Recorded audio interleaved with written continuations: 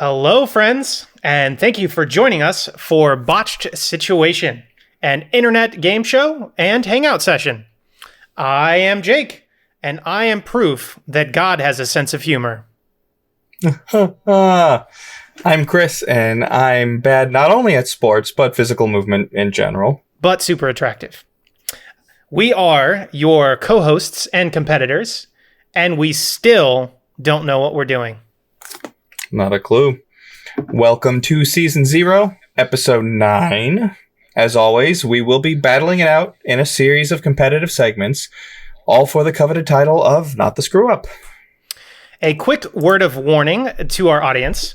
There is a possibility that this show may contain mature content.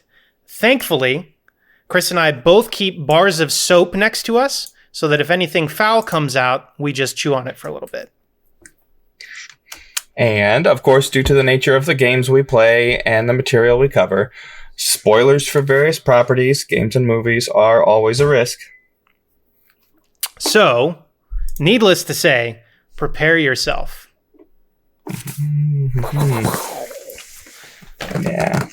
We got a good one in store for you today, hopefully. I don't want to overpromise, but we got some new stuff, so.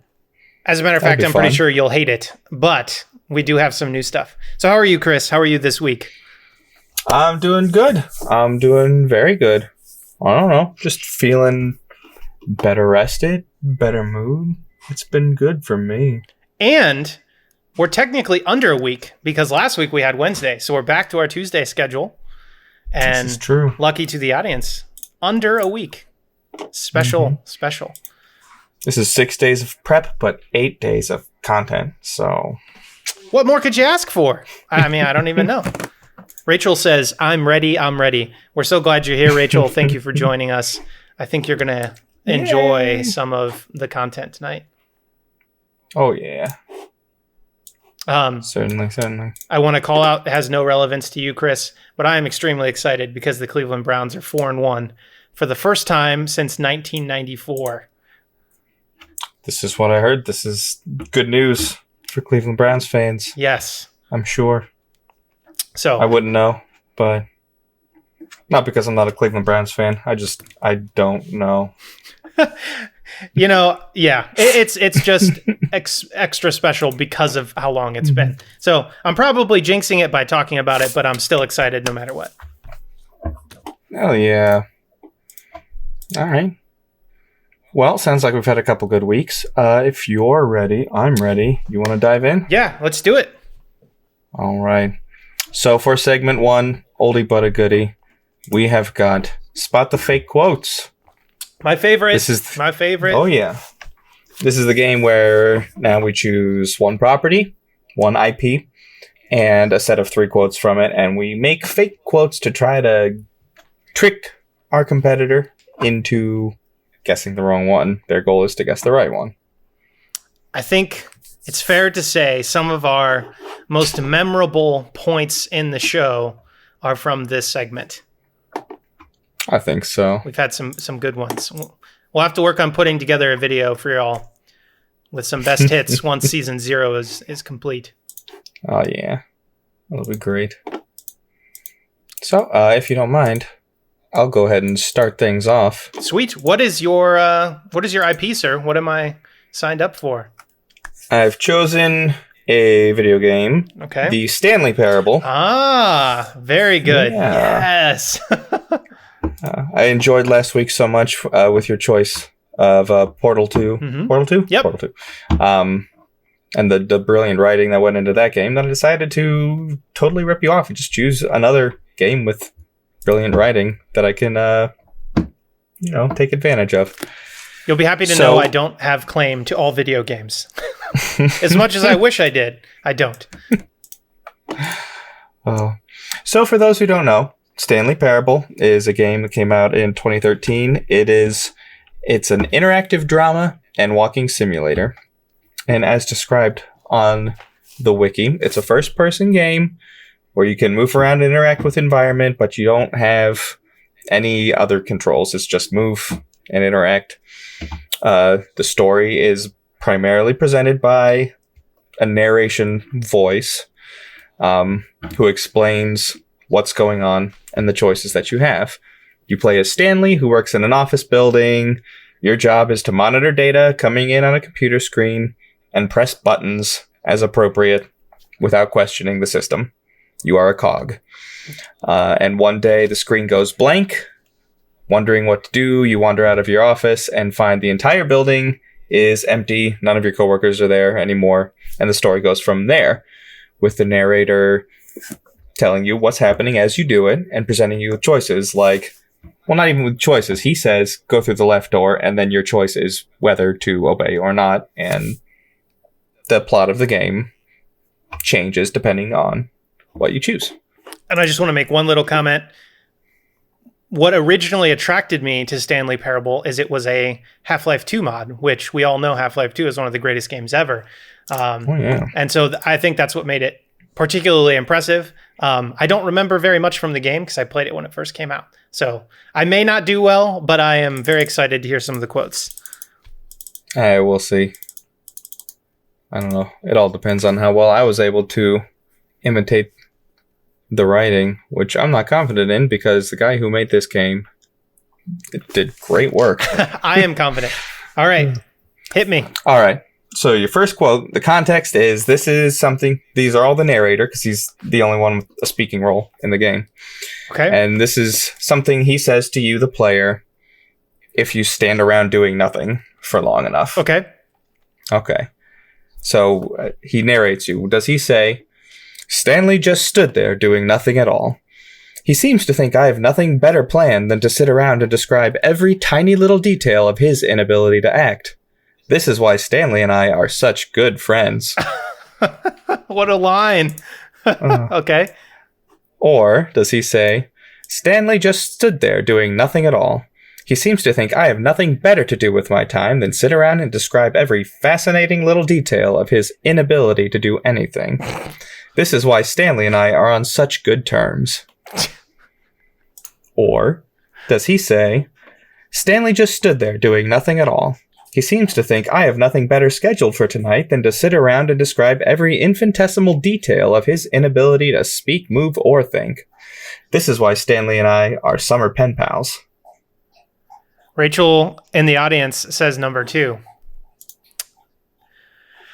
I'm trying to remember. I remember the narrator being very witty and well written, like you mentioned. I say this every week. I'm going to go with my gut. My gut is leaning towards number 3. I don't think it was 1. I think it's number 3 or number 2, but my gut is saying number 3 because it just, both 2 and 3 made me laugh, but 3 in particular sounded very witty. So either you're really good, Chris, or that's the line. So I'm going to go with 3. Thank you very much. I guess I'm pretty good. Yes! Because it was number 2. Very good. Rachel called it. Very good, Rachel. As per usual, Rachel is getting them right. Yeah, 1 point for the audience. Yes. One of these days, we'll get an audience tally just for fun. We'll get that going. Just to ensure that we both lose every time. Right. Because they get to participate on every single one. Okay. So for you, Sir Chris, I'm very excited about where I chose quotes from. I think Rachel will be particularly excited. I chose the Jimmy Neutron series, but specifically the character Sheen. Good stuff. Good choice. Who is a total goofball.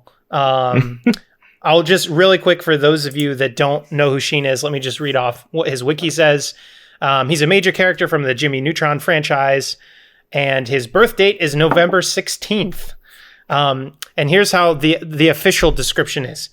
Sheen is not the brightest bulb on the Christmas tree, but what he lacks in smarts, he more than makes up for in his appetite. Sheen is totally into with the Ultra Lord action hero.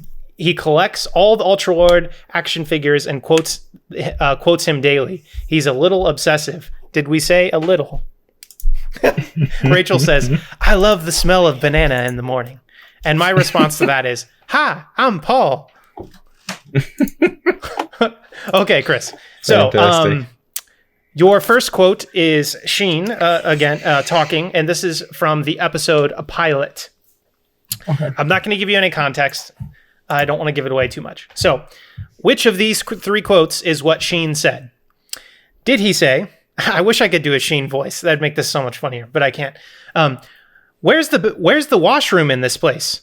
I got a tinkle seriously bad. I'm talking just drank a mega large soda, but don't want to miss the action hero, catch the bad guy and go, ah!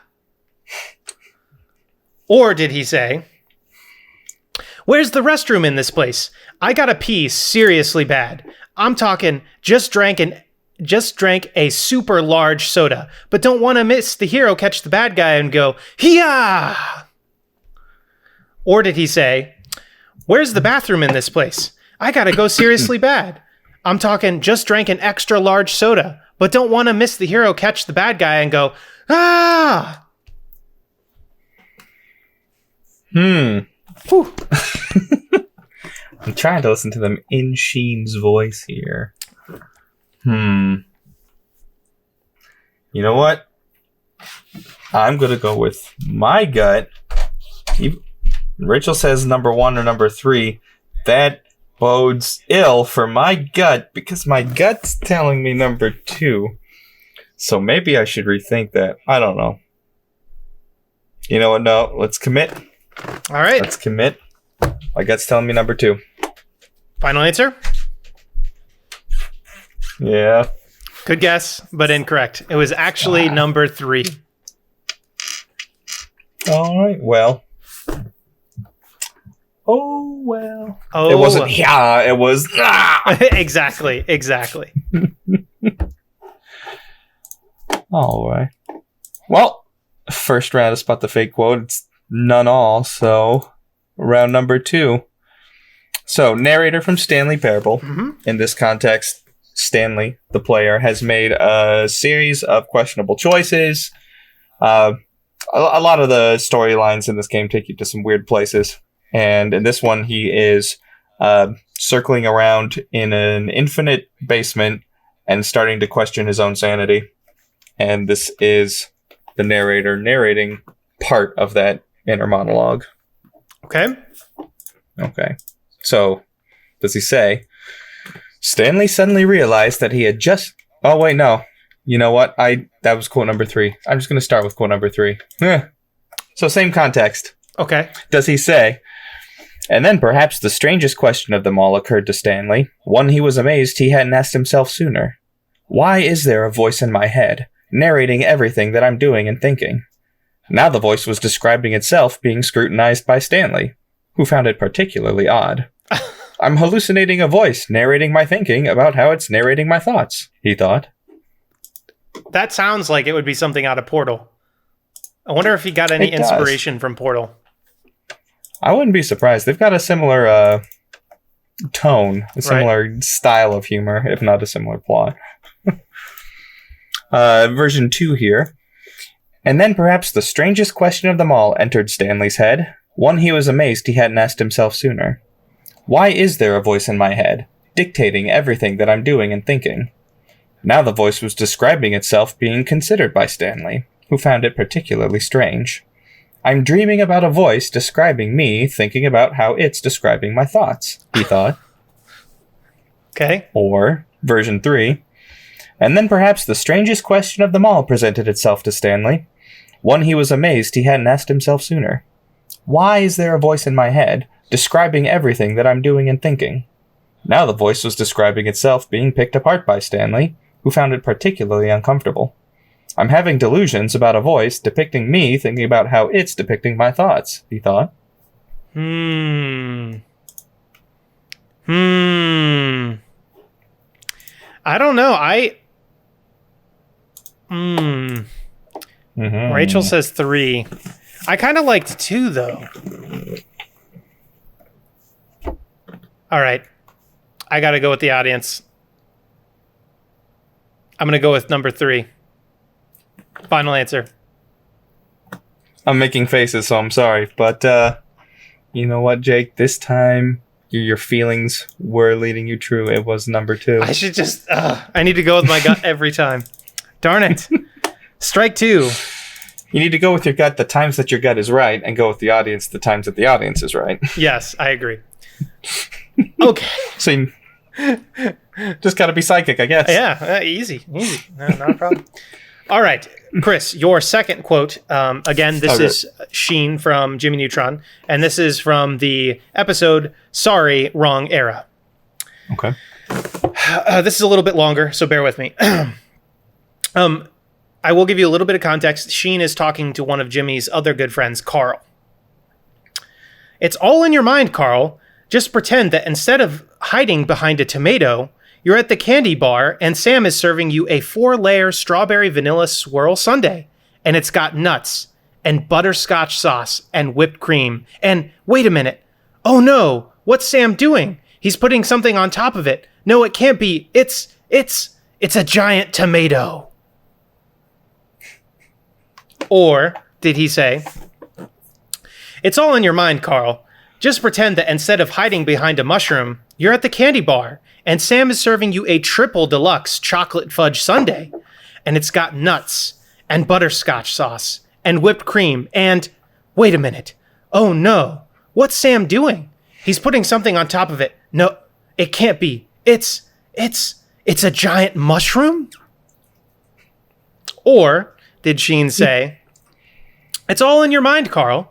Just pretend that instead of hiding behind an onion, you're at the candy bar, and Sam is serving you a 7-scoop peanut butter chocolate cone, and it's got nuts and butterscotch sauce and whipped cream. And wait a minute. Oh no, what's Sam doing? He's putting something on top of it. No, it can't be. It's a giant onion. Rachel says, oh my God, Carl. That's exactly right. I wish I could do any of their voices. I feel like if I even tried, it would be an abomination. I'm going to have to get a voice changer for this in the future. Did you know, quick sidebar, and I may have told you this before, that the voice actor for Jimmy Neutron is the same woman who voices Taimi from the Living World in Guild Wars 2?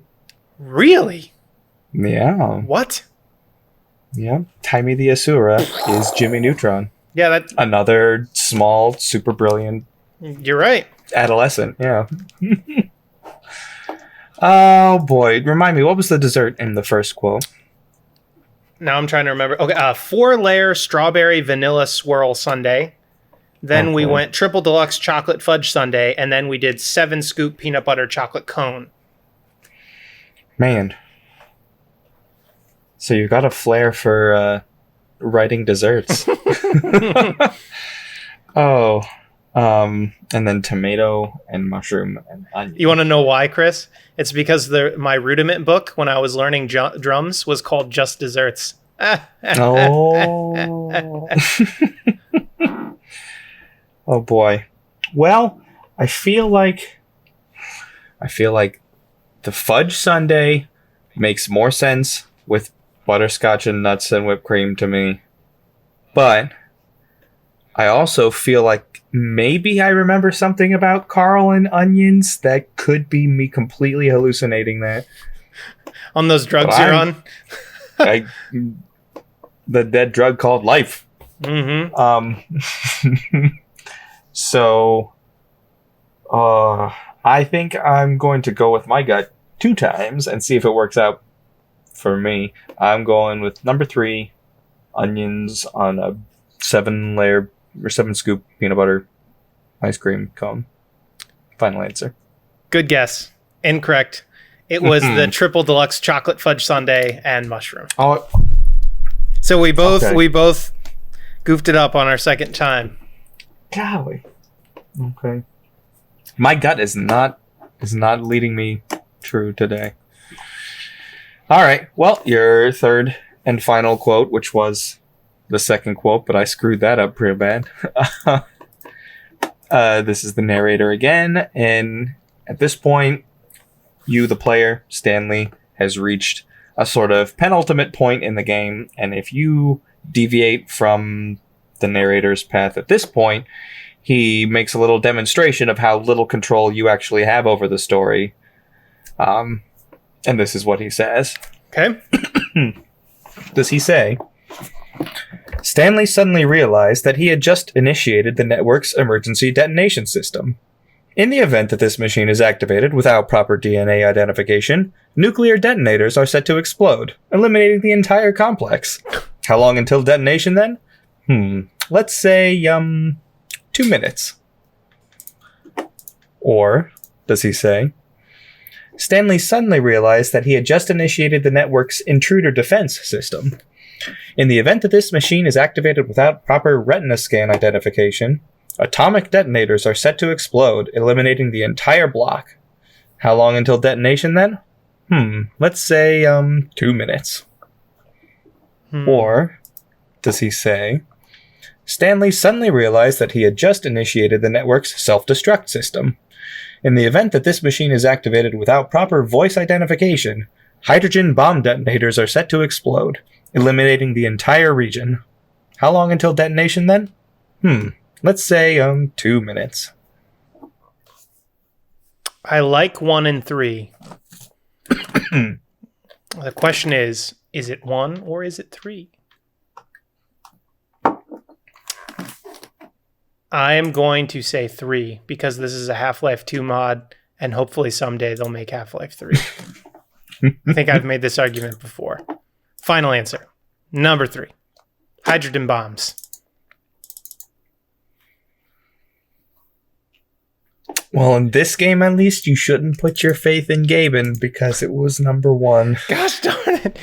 Lord Gaben, what are you doing? Big fat 0 for me. Oh. Dang it. Well, this is my last chance to turn my big fat 0 into a slim trim 1. Okay, so this is a much shorter quote from Sheen. It is literally 2 sentences. And this is from the episode Win, Lose, and Kaboom. Okay. Did he say, I dream about ladies brawling over me every night. That and floating in a pool of jello. Did he say, I dream about girls fighting over me every night. That and swimming in a vat of pudding. Did he say, I dream about women battling over me every night. That and relaxing in a hot tub of fudge. Ooh. I was pretty confident it was number 2, and then you came in there with number 3. I don't know. Which means it's almost certainly 1, but I'm feeling 2 or 3. What a line that is. All of those. It's so ridiculous. I love Sheen. Rachel is asking for a repeat. Rachel, are you saying you want to hear them again? I would assume. Yeah. Okay. Do you want me to read them again, Chris, or? Go for it. Let's hear them. Okay. Yeah. I dream about ladies brawling over me every night. That and floating in a pool of jello. I dream about girls fighting over me every night. That and swimming in a vat of pudding. I dream of women battling over me every night. That and relaxing in a hot tub of fudge. Okay. See, I was thinking number 2 because girls fighting and pudding, that sounds more like something a boy Sheen's age might say. That sounds like his level. Rachel thinks 1. I don't think it's 1. So you're probably right.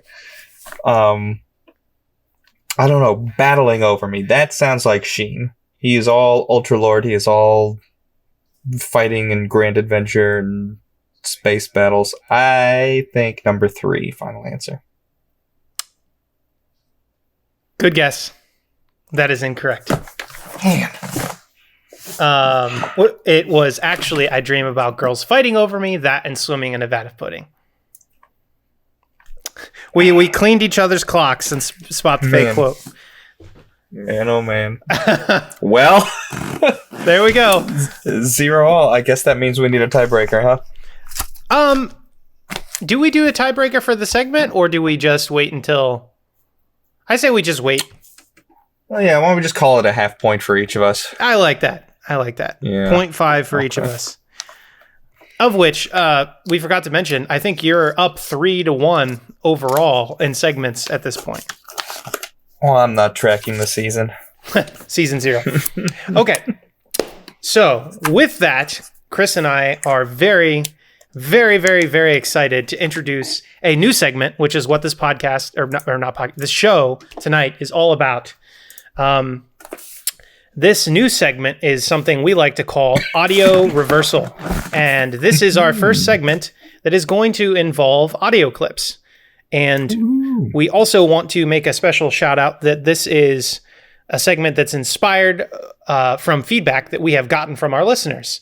So if you haven't already, please fill out our form and give us feedback on anything that you can think of, whether it's just general information or certain segments. We do read all of them. We do consider all of them. And you can fill out that form. It's just a Google form at bit.ly/CJ tell us. So I'm going to go ahead and pause the music because, again, this is an audio segment. So what this actually involves is Chris and I each picked, in this case, we decided jingles, popular jingles that are less than 5 seconds long.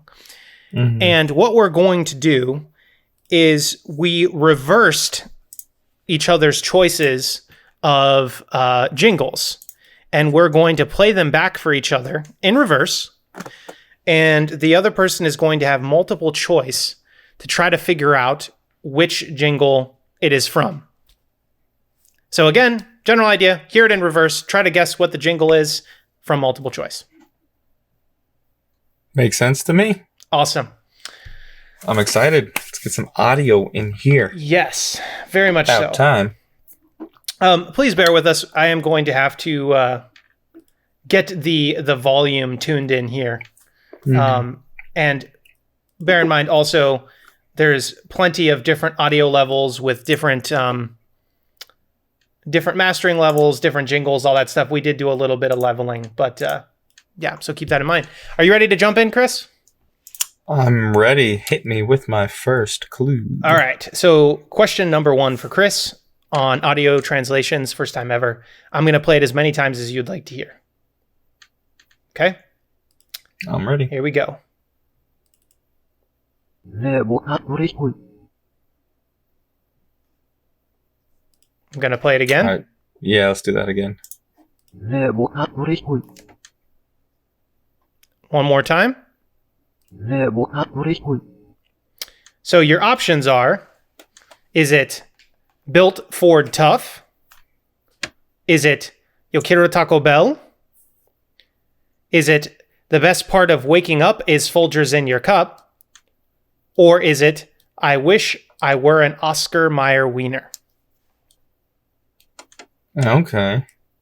You want to hear it one more time? Yeah, let's hear it one more time. Okay. I feel pretty confident. It's a little shorter. It's got that kind of low voice to it. That sounds to me like that Taco Bell Chihuahua. I'm going to say B. Yo quiero Taco Bell. That is correct. Very good. Very good, sir. That is number 1 is correct. Hey, Rachel guessed Taco Bell as well. Very good. All right. Too easy. Went easy on you on the first one. Chris, right. we're going to go back and forth on this one, I think? Yeah. Okay. Yeah, back and forth. Okay, so we are going to now do Chris's first one. Would you like to say anything about it before I play it? It's all mine are pretty musical. That's all. So, yeah, I don't know. Enjoy your first backward clip. Okay.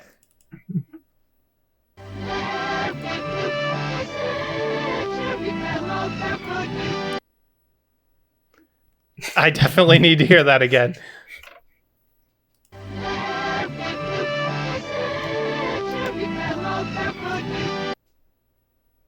Do I get 3 listens? As many as you need.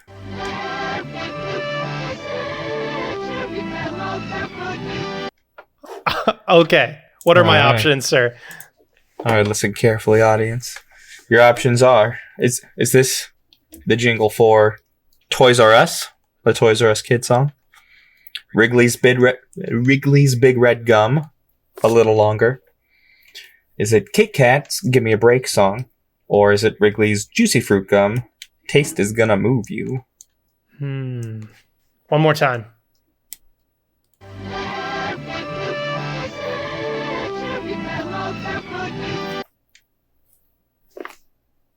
I feel like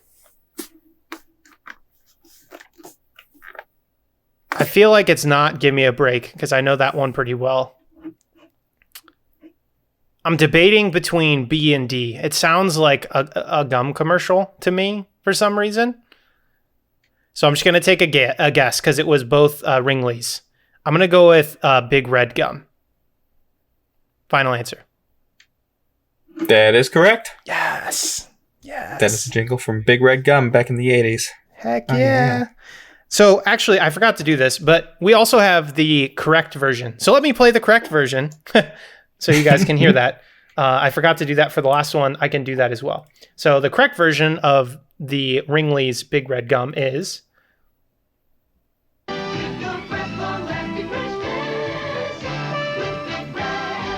Yeah! Should I play the correct Yo Quiero Taco Bell just for the sake of doing it?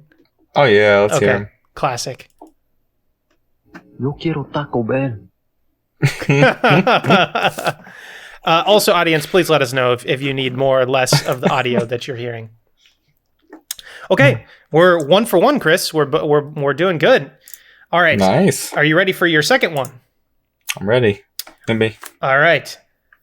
Number 2 in reversed.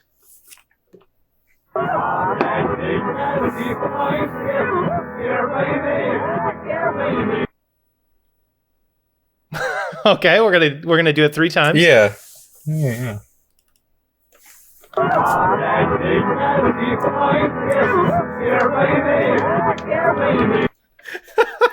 That almost sounds like some rockabilly, like walking bass line thing. It does. I love this. Okay, one more time. Hit you with the third one.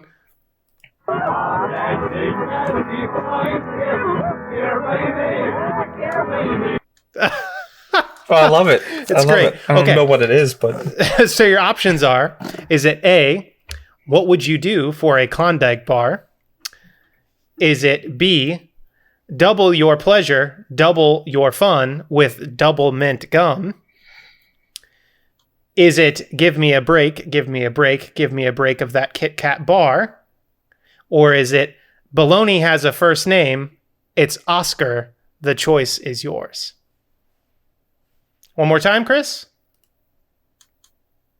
Yeah? Yeah. One more time.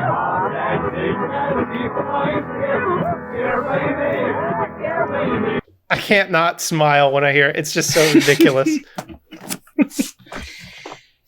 All right. Well, I don't think it's that Klondike bar song. I don't hear that do. I don't hear that high bit. Okay.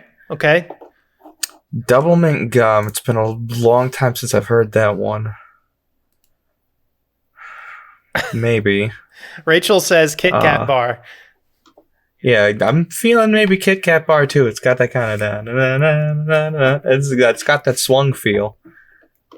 Or does I don't know it? if I've ever heard it's Oscar, the choice is yours. I think it's technically baloney has a first name. It's Oscar. The choice is yours. Yeah, it's the choice is yours that's hanging me up. Maybe I haven't seen that commercial. I'm going to say I think I'm going to go with Rachel. I think it's Kit Kat. Final answer? Yeah, final answer. That is correct. Great job, Chris. Woo. So now I will play it in normal speed and we can all dance. Yeah.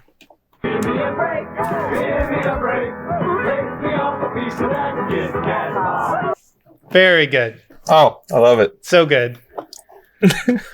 Awesome job, Chris. 2 for 2, my friend. Love this game already. I know. All right. This is so fantastic. Okay. Number 2 for you, sir. Number 2. Is it okay if I go ahead? Yeah, go for it. Go on.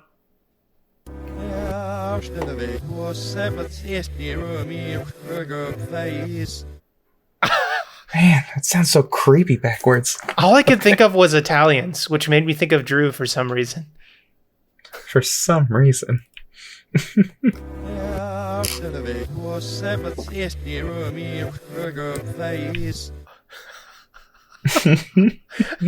It's like it could be like sexy time, Barry White music almost.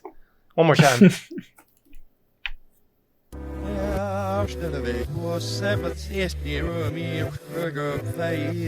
Like I just need to eat pasta while I'm listening to that. Mm-hmm. All right. What are my options, my friend? All right. This is a radio jingle for a dairy producer of some kind. Is it for CF Burger Creamery, Dean Foods, Land O'Lakes, or Great Lakes Cheese Company? Okay. So I thought Dean's made mostly sausages. I don't remember them doing dairy. I could be... Well, I guess there's technically cheese on some of their like pre-made sandwiches.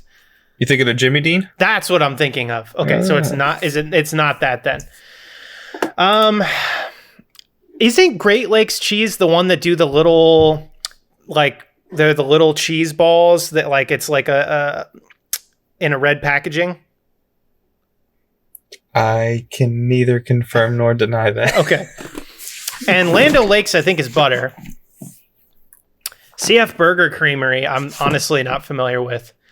So using that rationalization, I'm going to say CF Burger Creamery because I didn't recognize it at all. I have absolutely no idea. And I feel like I would recognize Land O'Lakes. So final answer, A, CF Burger Creamery. You know, we're halfway through, but the rules are fast and loose anyways. Why don't you just play the right one and we'll see if you're right or not. Uh-oh. No, I'm scared. Okay. Here it is. CF Burger Creamery tastes the best, so give it a try. Yes. You got it. Thank you, sir. Wow. Wow. I've never heard that, but that was smooth. Very smooth. I enjoyed that. Mm-hmm. All right. Chris, we'll move on to your third option. Okay. Option number 3 in reverse. Here we go.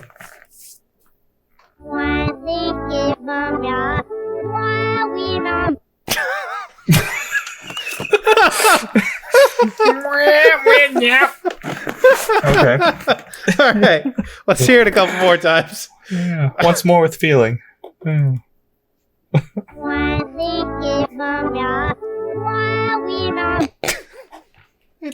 It's so ridiculous. Okay. Third time's the charm.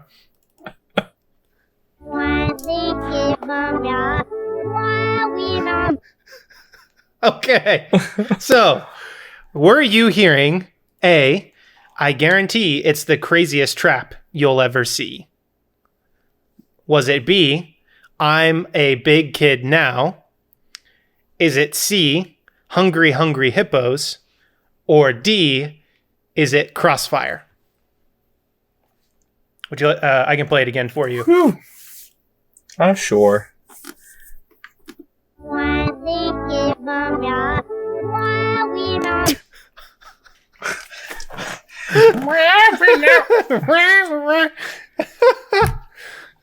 Okay. Well,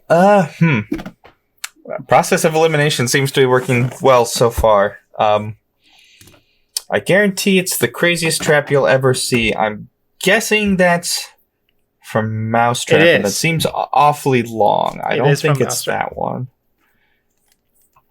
I'm a big kid now. Isn't that pull-up diapers? It is pull-up diapers. I'm a big kid now. Yep. Hungry Hungry Hippos. It's a board game. I know it's... I'm trying to remember that theme. I don't think it's Crossfire because that game had the raddest freaking song of the decade. Legendary. It was so intense. Legendary. Crossfire! What year did that game release? It was when I was pretty young, probably sometime in the early 90s. I don't know. I don't know. It doesn't sound like I'm a big kid now backwards to me, but that is like a whiny little kid voice singing, and that definitely sounds like a whiny little kid voice. So I'm going to go with B, I'm a big kid now. All right, let's find out with playback if you were correct. Mommy, wow, I'm a big kid now. Yes, very good, sir. There it is. 3 for 3. Love it. Well, good. We like the jingles. We do like the jingles. The pressure's the pressure's turning up. I gotta get them all right. It's nice that after that complete travesty last round, Yeah, that's it's true. nice to have a higher scoring one. Okay, well, if you want to go ahead and play number 3, this is the fast food edition. Ooh, okay. Fast food question for me.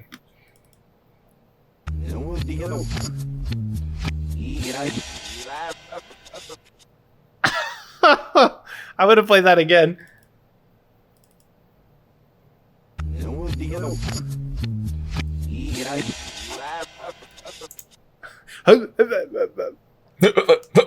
Okay, third time. It is very groovy.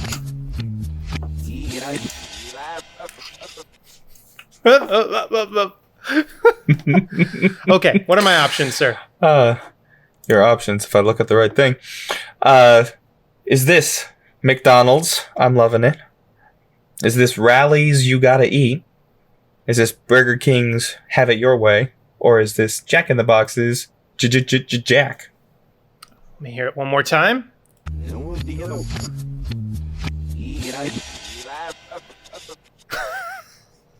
I love that.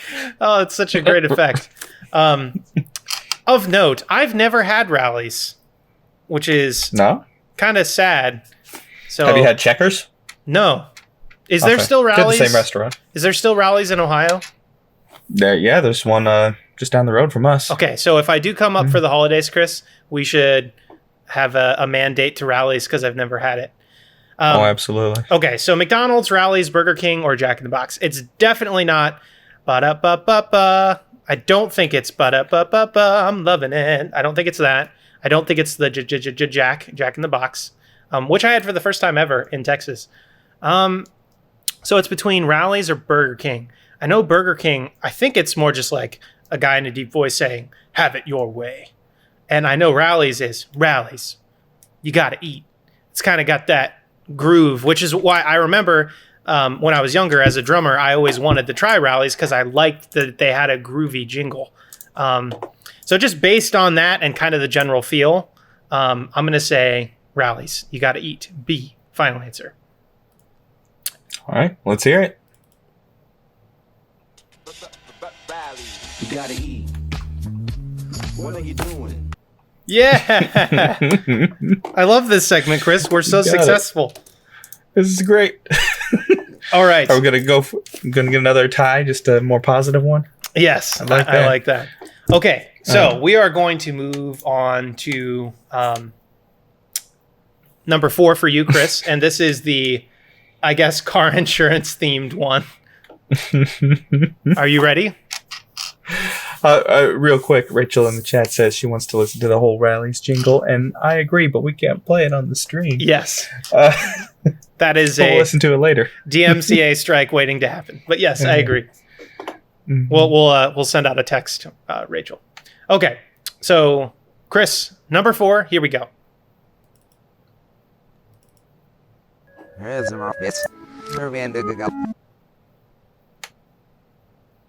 Okay. Let's hear it again.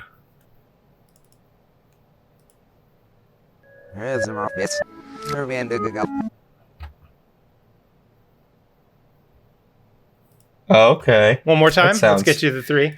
It's got some sort of like alien landing, like. So your options are A, save 15% or more with Geico. B, Jake from State Farm. C, You're in Good Hands from Allstate. Or Like a Good Neighbor, State Farm is there. Is there. And here it is again. Geico.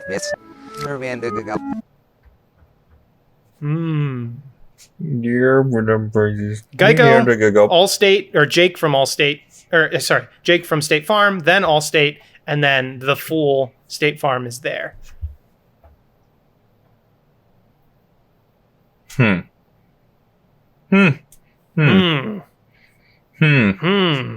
That's why I grew this beard, just to do that. This one's challenging. Huh. Okay. It doesn't sound like Allstate's "you're in good hands." Yeah, I don't think it sounds quite baritone enough to be the Allstate guy. Based off of that impression, I really do think they should hire Barry White to do their commercials. Is he still around? Is he? I assumed, but now I don't know. Now I'm like You made me nervous. question it. Is Barry White alive? I hope so. That's easy enough to verify. It sounds kind of like Betty White, and I know Betty White is alive. Oh no! He's not. Everyone pretend we never mentioned Barry White. 2003. It's been a while. We'll cut it out of the VOD. It's all good. Okay, well, that out of the way. There's like a weird zig-ga-ga at the end. Right. I'm hearing kind of a ga-ka, ka-ga. I don't know. Is that could be Geico backwards? You want to hear it one more time? Yeah, let me hear it one more time.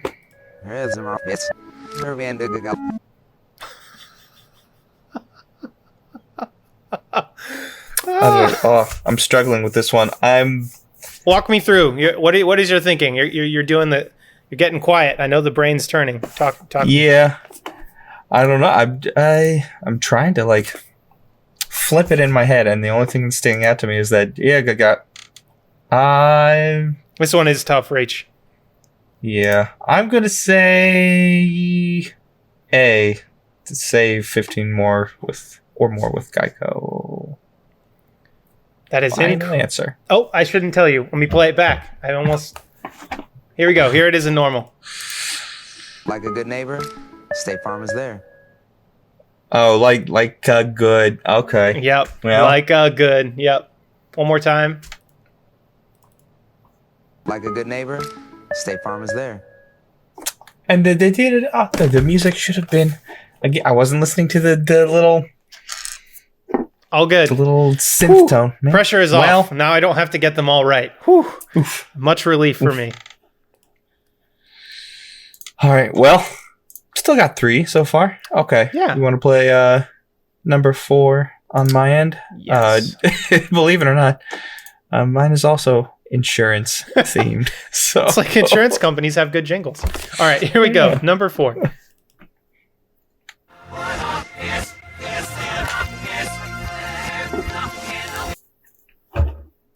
Whoa, what just happened?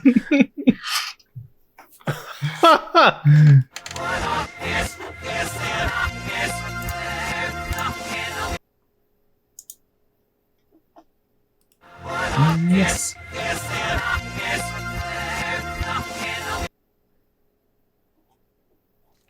Wow. Wow.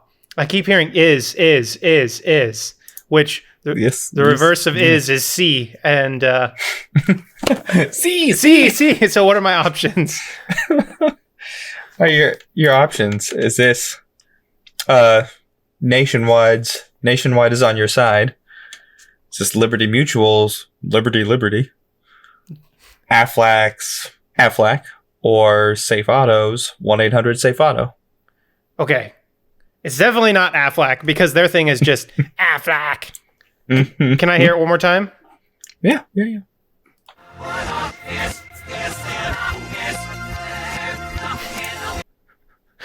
Okay. I know Nationwide is on your side. And I don't think it's that. Mm-hmm. And isn't Liberty Mutual Liberty, Liberty, I feel like that's a little too repetitive. And Safe Auto. Is that the same as... No, Safe Auto is not the same as like Safe... what is it?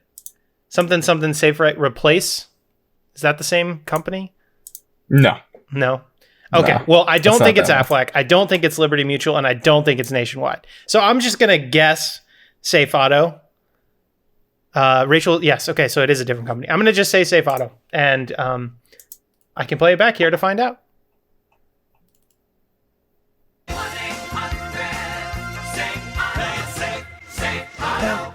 Yes. So what did they got it. do? Automotive insurance.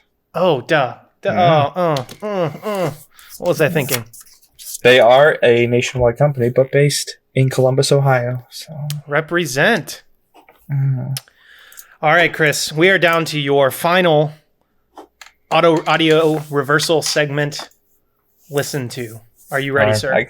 Yep. See, pressure's on for me because I got to get this one to even stay in it. You got this. All right. Here we go.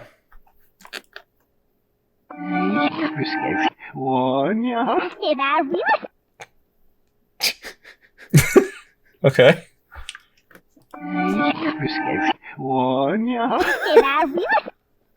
Rachel writes WTF in all caps. All right, third time.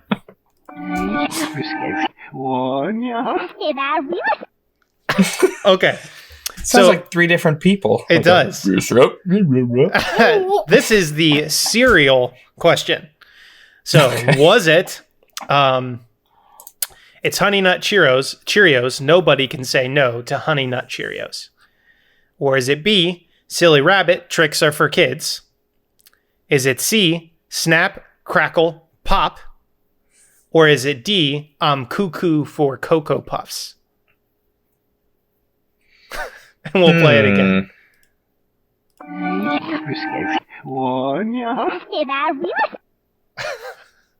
It sounds like weird water droplet effects at the end there. Yeah. Yeah, it's interesting. All right. Well, let's see. So, I don't think it's Honey Nut Cheerios. It doesn't sound like the bee. What's his name? Honey Nut Cheerios bee? Exactly. That's his name. The bee from Cheerios. It might be Trix. If it's like, I'm Silly Rabbit, tricks are for kids. That would be a kid, but I don't know. The little high part's pretty short. Snap, Crackle, Pop. I don't think it's that because I don't think it's like Snap, Crackle, Pop. That doesn't but it sound should right. be. It should be. And I'm cuckoo for Cocoa Puffs. That's Sonny the Dodo or whatever he is. Whatever he is. I don't think it's that one. Because he kind of goes crazy. You want to hear it again? No, I Okay. don't think so. I think I'm pretty confident this is going to be Tricks are for kids. B, final answer. Let's find out. Silly Rabbit. I know. Tricks are for kids.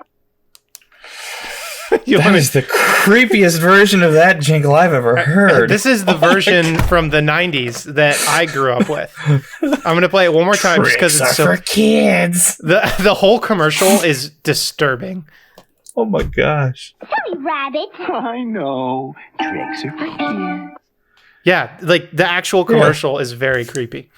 It definitely sounds like the Tricks Rabbit. That's the voice I remember. I just don't remember the creepy like. I'll have to send it to you. I like when I was looking this one up and I came across the various commercials. Like I had one of those mind-bending moments where I remembered this commercial when I saw it, but I could have never recalled it on my own because it aired in 1994. So I was very young. But yes, that is correct. Very good, sir. Like, yeah. Comes down. All right, so I'm still in it. 4-4. It's all on this one. Okay. So this is like a snack food themed, Okay. we could say. All right. Are we ready? Yep, ready.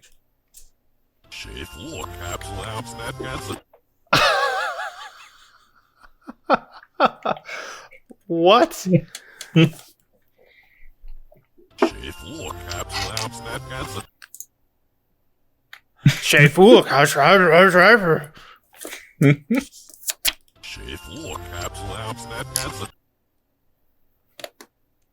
Lap snap swaps. Okay, Lap, what are snap, my swaps. what are my options? Okay. Was this Mentos? Fresh goes better. Was this Klondike's? What would you do? Was this Rice-A-Roni's? The San Francisco treat? Or was this Goldfish Crackers? The snack that smiles back?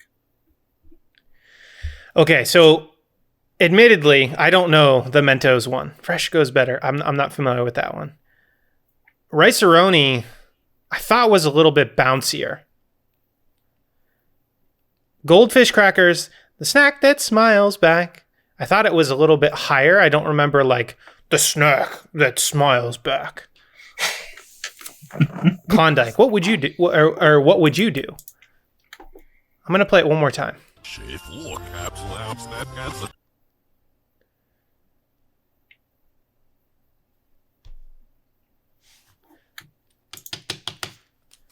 I'm wondering if I should go with Mentos or Klondike. I don't think it's Goldfish because that's the snack that smiles back. It's like group of kids singing in the background. Help me, Rachel. Help me. You're my only hope. Okay. I'm just going to say Klondike. I think that's my best guess. I'm going to go with Klondike. What would you do? Final answer. Let's play it back. The snack that smiles back. What? Oh. I had a chance to take a segment, but no. Admittedly, it was a little trolly of me because I chose the one rendition that was a deep voice version. Dang it. But hey. Okay. Well, we tied again, Chris. So I'm going to say we both get half a point.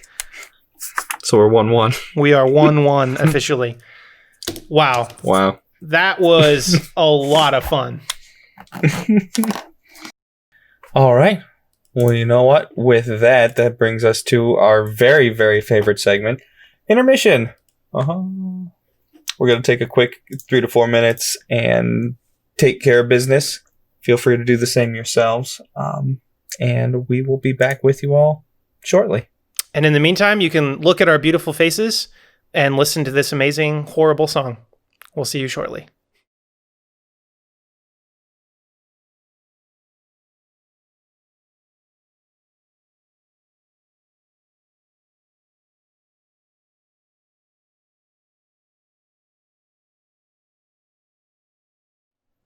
And we are back. All right. Thank you for sticking with us. We're ready to continue the fun if you all are. Oh, and so much fun. I'm sorry. Oh, so much fun? Yes. Yeah. Oh, yeah. So our third segment of the night is classic Quizzard's First Rule, our little custom trivia game where we have curated a list of trivia questions for each other. For those of you not in the know, the Wizard's first rule is that people are dumb. So the Quizzard's first rule is that we, in particular, are very dumb. It's my trademark move, being dumb. Oh, yeah. Mm-hmm, mm-hmm. So our theme for this week, for our trivia, is music. In general, we're sort of sticking with this audio theme. That could be music theory. That could be popular music. That could be, I don't know, something you heard coming up an ice cream truck on the way home. Very general music terms. We're wanting to just have a little bit of fun. For those of you that don't know, Chris and I are both longtime musicians. So we specifically are avoiding things like music theory or anything because we felt like we had a little bit of an unfair advantage on that. So it's more general terms. It's general. Yeah. Yeah. So if you're ready, I will start this one and give you your music questions. Feel free to play along. I have a degree in music tech, so I'm going to look particularly bad when I don't do well on this one. Audio engineering's not music. What am I saying? I'm just kidding. They go hand in hand. That's all right. Don't feel too bad because very few of my questions have anything to do with your degree. Got it. All right, So your Rachel, first question. I'm going to rely on you for this one. Your first question. How much combined force do the strings in a grand piano put on the frame? Is it 10 tons of force, 1 ton of force, 30 tons of force, or 223 pounds of force? So, fun fact. Sorry, I'm already going on a side conversation. For those of you that don't know, piano is actually a percussion instrument. I'm very fond of piano, especially large, real pianos. Just stunning. Someday I would like to own one. So what did we say? 10 tons, and this is the combined force of the strings, which are wound very tight and very large to create the sound. 10 tons, 1 ton, 30 tons, or 223 pounds. And this is in a full grand piano. Okay. I'm going to say it's not D, not 223 pounds. That's way too light. That's like my weight. A ton is 2,000 pounds, right? Yes. Approximately 2,000 pounds. This is correct. Oh, man. Rachel said the weight of one Farquad. I don't even know what that is. He's a ruler of a castle, and Shrek is what he is. 10 tons, 1 ton, or 30 tons. That's tough. I'm sorry. I don't know that I have any. I feel like I should know this. And it does say the combined force. So I'm going to assume combined force means all the strings together. That's correct. So I'm going to say C, 30 tons, because there are 88 keys. So that's going to be at least 88 strings. I don't know if they tie together or anything. I'm going to go C, 30 tons. That's where my brain's telling me to go. Correct. Yes. 30 tons of force. That's crazy. Isn't it an elephant like 10 tons or something? I don't know how much an elephant weighs. I don't know. Wow. But I'm going to give myself a high five for that one. around 30 tons of force. It's several hundred pounds of force on each string. That's crazy to think about. All right. Well, your second question here is, who was awarded the first ever official gold record award? Not the first one to get a gold record, because there were some knockoff spray painted just gesture records given out, but the first official gold record, did it go to Buddy Holly, Perry Como, Ray Charles, or Hank Williams? The first official gold record award. So I don't know the history of gold record awards at all, to be honest with you. So like, were there fakes before it became a real thing? Okay. Well, I'm not an expert on the gold record either. This is Googling. It's gold records are part of the RIAA system, and before the first official one, they had given out a couple of unofficial ones. Basically just like, you did real good, so here's a gold painted record to commemorate how good you did. And that sort of inspired the concept of the golden record, platinum, etc. record system. Rachel says an elephant males weigh between 2 and 7 tons. So I wasn't too far off. Okay, so somewhere between 4 and 15 elephants of pressure. Yes, for piano. Woo. Okay, so Buddy Holly, Perry Como, Ray Charles, or Hank Williams. I feel like Ray Charles is too modern. Perry Como just makes me think of Perry the Platypus. He's a very old singer. But Perry the Platypus is an awesome hero. Buddy Holly? I don't think so. Hank Williams? No. I'm going to say, random guess, Perry Como, Mr. Perry the Platypus, as I like to reference. That's going to be my guess. You got it. Oh. Mr. Perry Como, first ever gold record winner. He's a very good singer. Very, very good singer. Lovely voice. All right. So this is an instrument, a weird instrument question for you. Okay. Number 3, the great stalakpipe organ in Virginia's Luray Caverns is an enormous lithophone. I don't know if you're familiar with what a lithophone is. I'm not going to tell you what it is. Yeah, it's okay. That uses hanging stalactites in the caves to produce music. So how does it play the rock formations? Does it blow air through hollows in the stone? Does it catch falling water from the stalactites on strings? Does it strike the rocks gently with rubber mallets? Or does it use the formations as circuits in a gigantic synthesizer? I feel like every episode we can have a reference to SpongeBob. But whenever I hear blowing air through hollows in the stone, all I can think of is that SpongeBob episode where the air blows through his body holes and attracts the jellyfish. That being said, I don't think that's accurate. I don't think it's blowing air through hollows in the stone. Catching falling water from the stalactites on strings. Mm-hmm. Or striking the rock gently with rubber mallets. Man, I gotta say, catching falling water from the stalactites on string, that is a cool thing to think about. Like, as a recording engineer, I want to go record that. That probably would sound really epic. I hope it's really quiet, though. Striking the rock gently with rubber mallets or use the formations as circuits and a gigantic synthesizer. Now that is cool. I don't think that's the right answer. You don't think rock's a particularly good conductor? I mean, it could be, right? Anything's possible with science these days. So I guess I'm going with either B or C. Catching falling water or striking the rock gently. Can I phone a friend? I feel like I'm gonna go with striking the rock gently just purely because the other one seems pretty outlandish, but I could also see it being a thing. So, C, final answer.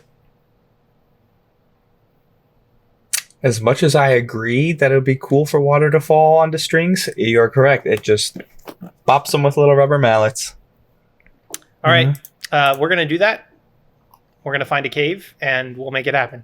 Water resistant strings. Boom, boom, boom. Exactly. Oh, excellent. All right, question number 4. The song Long Player, composed by Jem Finer of the Pogues. I don't listen to the Pogues. I don't know if you do. I do not. The song Long Player is played on a set of Tibetan singing bowls by a bank of computers. It does not repeat itself, and it holds the world record for longest discrete composition. So it's been written, a song that never repeats itself. It's the longest composed song ever. It's been playing for quite a while. It's actually being live streamed. You can check in on it. How long has it been playing to date? Okay, so I have a couple things to talk through on this that are sticking out. I will answer questions. Yes. Longest discrete composition. What does that mean? Discrete. That means it doesn't repeat itself. That means you don't write a coda and say repeat 4 million times. But couldn't you just like go up and down the scale and start and stop on a different note, never ending? Possibly. I don't know. I've never tried for this world record myself. I'm just more curious into what exactly that means. I understand it's saying it never repeats itself, but that seems improbable to some extent. But hey, I'm probably I don't know what exactly never repeats itself means. Obviously, it'll use the same notes at some point. Right. But So- like the same progressions I got you. never repeat. What are my options, or did you already say them? I have not said them yet. Okay. So how long has it been playing thus far? Has it been playing for 12 years and 114 days? 6 years exactly? 20 years, 286 days? Or 78 years and 4 days? Well, it's still playing, so I'm hesitant to say 6 years exactly, unless it was 6 years exactly as you wrote it. 78 years? computers weren't even around 78 years ago, so I don't think it's that one. 12 years. That seems more reasonable. I don't think hipsters were around to do something like this, though, 12 years ago. So I'm going to go with B, 6 years. Exactly, even though that seems improbable. Not this time. Nope. The answer is C, 20 years, Dang it. 286 days. Dang. It is a 1,000 year long exactly song that started January 1st, 2000, and will end the last second of this millennium, provided it continues to play the whole time. Where are they streaming this? It's longplayer.com or longplayer.org. Interesting. It's based in the UK. If you see videos of it, it's pretty cool. It's like concentric circles of little Tibetan singing bowls, and they just sort of go off. I spent a while listening to it. It's pretty relaxing. I'm going to have to check that out. All right. Well, your question number 5. What is the term for an extended musical solo where the tempo and rhythm is improvised by the performer?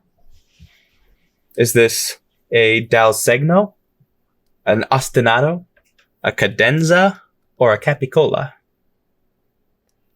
I'm pretty sure it's a cadenza. I'm sorry, all my musical friends, I should know this. I think it's a cadenza. Final answer. You're right, it's a cadenza. Woo! Yeah! I went to college. Yeah. Oh, yeah. Cadenzas are fun. Question number 6. College boy. The hurdy-gurdy, an instrument invented in the Middle Ages in either Europe or the Middle East, we're not quite sure, can be crudely described as a combination of what 3 devices? Is it an accordion, a clarinet, and a pump? Is it a violin, a keyboard, and a crank? Is it a saxophone, a xylophone, and a piston? Or is it a kazoo, a concert choir, and a bag of marbles? I feel like I'm cheating. I had a good friend in college who played the hurdy-gurdy. Are you kidding me? And not only did he play the hurdy-gurdy, he was insanely talented. Traveled the world playing the hurdy-gurdy. Still Jealous. does to this day. And is known in the hurdy-gurdy groups of the world as being a phenomenal player. Like, legitimately, extremely talented. One of the coolest guys. I think he ended up... I don't even know if he ever finished his degree because he just went off playing hurdy-gurdy. So, I know this one. The answer is B, a violin, a keyboard, and a crank. I got to see him play all the time. It is something else. For those of you who haven't seen hurdy-gurdy, you should check it out. It's very cool, especially seeing it in person. And then, in fact, and on top of that, I was friends with him. He was such a cool guy. So, I'm sorry. I feel like I cheated on that one. You're wrong. No, you're right. It is. Yep. It looks very cool. I would love to see that. If he's ever in the area, then bring him up to Ohio with you. Yes, I'll have to check him out. Well, I mean, I went to college in Ohio, so he's probably still got family and stuff up there. Good point. All right. Well, question number 7.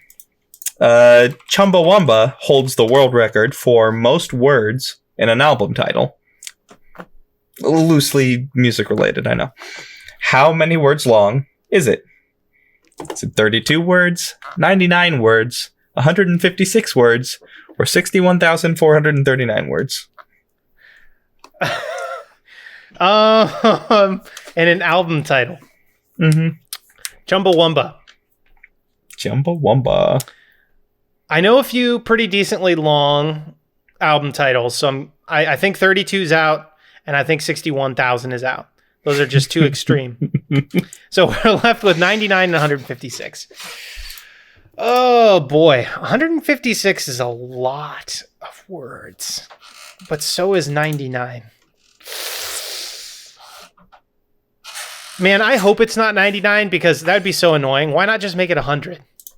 So because of that, I'm going to vote 156. Final answer? Final answer. You got it. 156 word long album title. So like Kind it's of a paragraph, obnoxious. basically. It is. You want to hear it? Sure.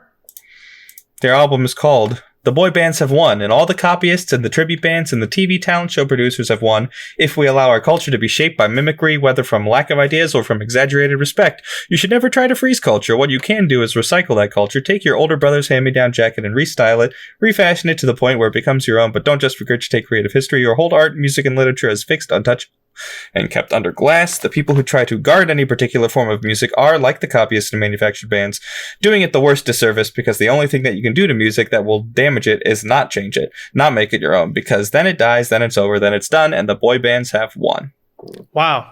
Is that all on the album title? Or not, or the album cover, excuse me? I presume so. Interesting. I don't own that album myself. Chumbawamba. I like it. Chumbawamba, making a statement. All right. Three questions left here. Number 8. What does the musical term poco a poco mean? Does it mean faster and faster? Little by little? Start at the start? Or chicken to chicken? Okay. It's not chicken to chicken, as much as I would love that. That would be pretty awesome. It just got like the orchestra eating little pieces of chicken. Poco a poco. Man, if I grabbed one of my music books, I could probably look at this right now. It's not faster and faster. Little by little or start at the start. All I can think of when I think of is start at the start is there's double line repeats in brackets that typically will be like, this is the A section of the song and the B section of the song. Mm-hmm. Little by little. That sounds like something a composer would say in like describing a segment of like a movement of a song. I want you to think little by little. Dee, doo, doo, doo, doo. You know what I mean? I don't know. My gut's telling me little by little, but I'm not really sure. But that's what I'm going to say. B, little by little. You got it. Little by little. It's used to describe other musical terms to mean gradually louder, gradually faster, little by little. Question number 9. The glass harmonica, not harmonica, harmonica, a fragile lathe-like instrument that creates high pitches like those of a wine glass rim being rubbed, was invented by what famous figure in American history? Was it Neil Armstrong, Theodore Roosevelt, Al Capone, or Benjamin Franklin? I'm just trying to think, like, I'm just imagining Al Capone with a Tommy gun, and there's like wine glasses being rubbed by nervous people, and he's just like,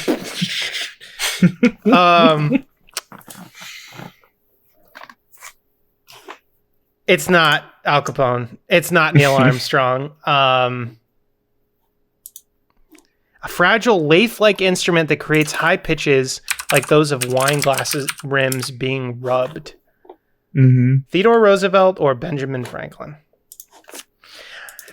Benjamin Franklin invented a lot of things, to my knowledge. Theodore Roosevelt, maybe? I don't know, Chris. Help chat. I'm going to vote D. Benjamin Franklin. He's invented other things. Why not? Wild guess. Benjamin Franklin. He has invented other things. It was Benjamin Franklin. You're right. Nice. Good job. You're 8 for 9 right now. Very good. Music is a strong point, eh? All right. Last question.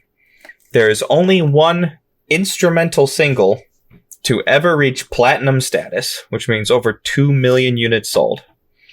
It's a disco arrangement of part of the soundtrack to a famous film. What film is it from? A disco arrangement. I like this already. Mm-hmm. Right. All right. Is it part of the soundtrack to Superman, Star Wars, Jaws, or Close Encounters of the Third Kind? Okay.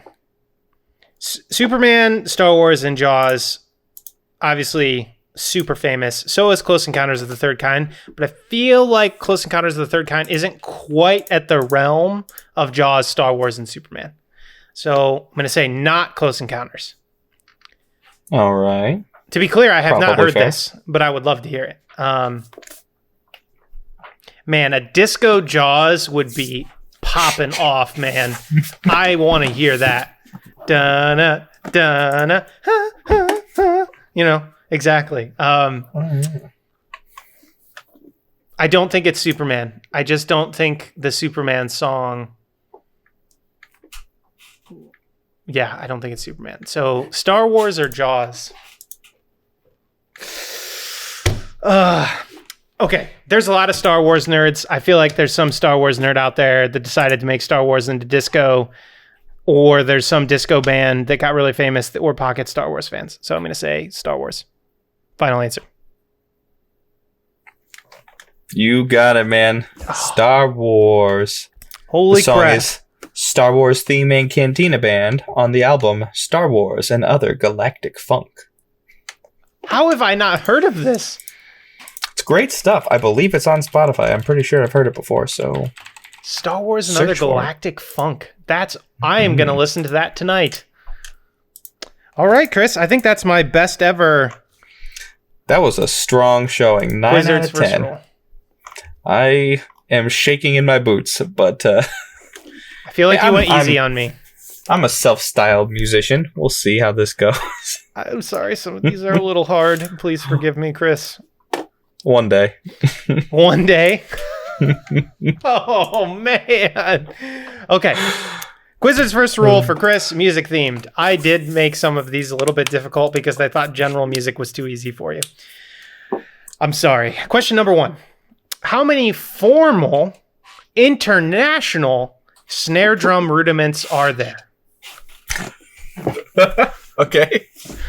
I know you've heard me many? talk a lot about snare drum rudiments, and there's all different kinds, but this is the formal endorsed international snare drum rudiments.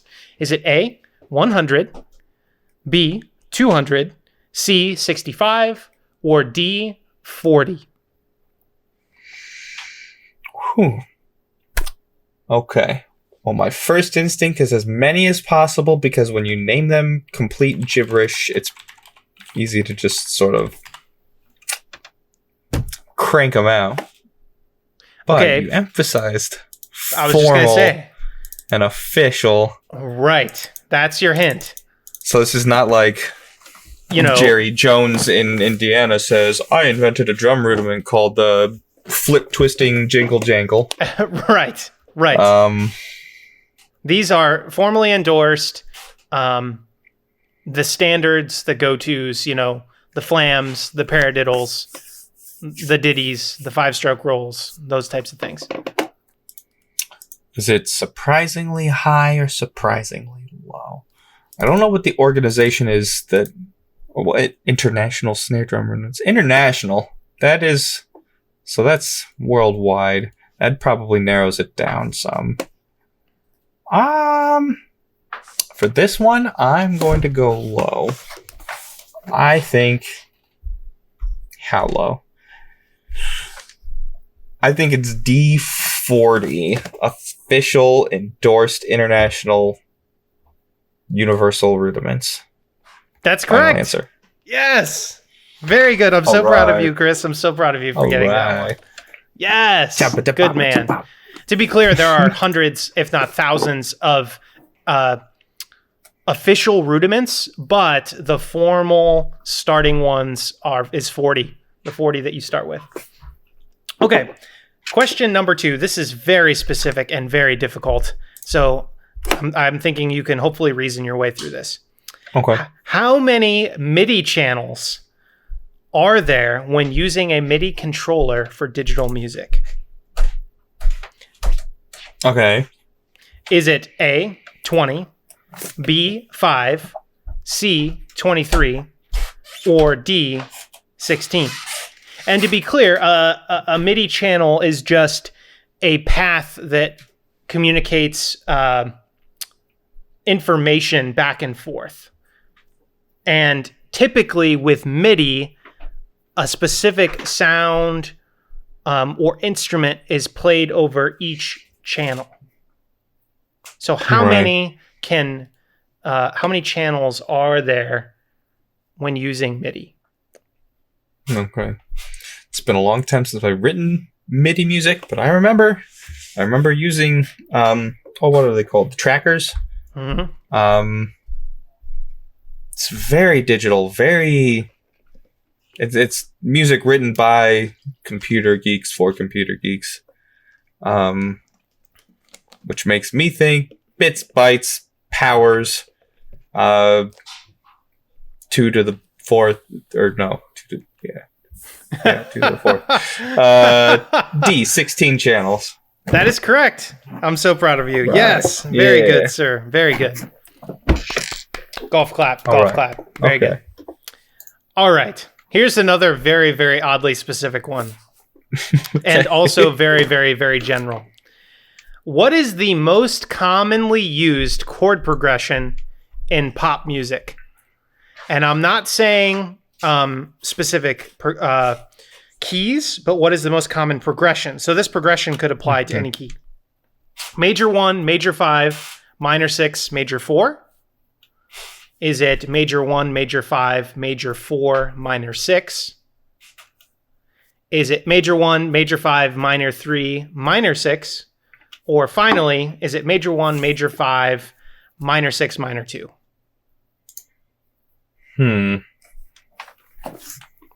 Okay. Well, if we're looking at pop music. So, not having an education in this sort of thing, I'm going to ignore the 1st, 5th, 6th, 4th, etc., and focus on the major minor. Because I'm thinking, like, most pop music, I feel like it's major, major, minor, major. Like, I don't know, bopping along. Ooh, there's something funky, but now you're back to it. That's resonating pretty strongly with me. I'm pretty sure it is a major 1st, major 5th, minor 6th, major 4th. Final answer. That is correct.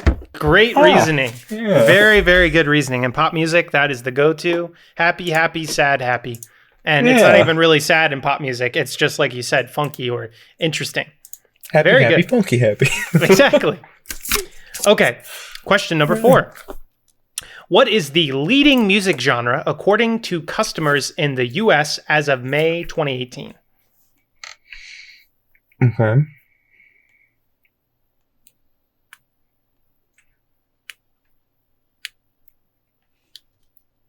What is it? I'm sorry. I was in my brain. Is it A, country, B, rock, C, pop, or D, hip hop? Hippity hoppa. Country, rock, pop, hip hop. That's a song there. That, whatever that is the most popular. 2018. That's very recent. That's really hard too. Wow. Country is massive. Rock is massive. It is in the U.S. we're talking, to Pop clarify. and hip hop, yeah. Yeah, oh yeah. Yeah. Pop and hip hop. Rachel says pop. Pop music is huge. It is pretty it's big. called pop music for a reason. It's popular music. But I also feel like it carries kind of a, not a negative connotation, just like a, I don't know. Oh, you I don't listen to pop music. Yeah, exactly. I don't know. Maybe. I feel like all of these do, though. A lot of people hate country. A lot of people hate rock, or at least like mainstream rock. A lot of people hate hip hop. Oh, golly. If it was a little earlier, I might have said rock. Would it still be rock?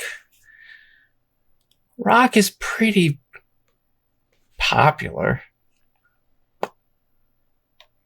I'm gonna go with my man Jack Black and say it's rock. Rock. That is correct. Final answer. That is correct. Oh, yeah. Very good. Rock was still the leading genre as of 2018. Okay. Question number 5. One of my personal favorite questions for you. Who is credited for the creation of scat vocals? I love scat vocals. Oh. Is it A, Louis Armstrong, B, Dizzy Gillespie, C, Ella Fitzgerald, or D, Scatman John? Oh, Skidly doo bop. Scatman John's great, but it's not Scatman John. I do love Scatman John. Oh,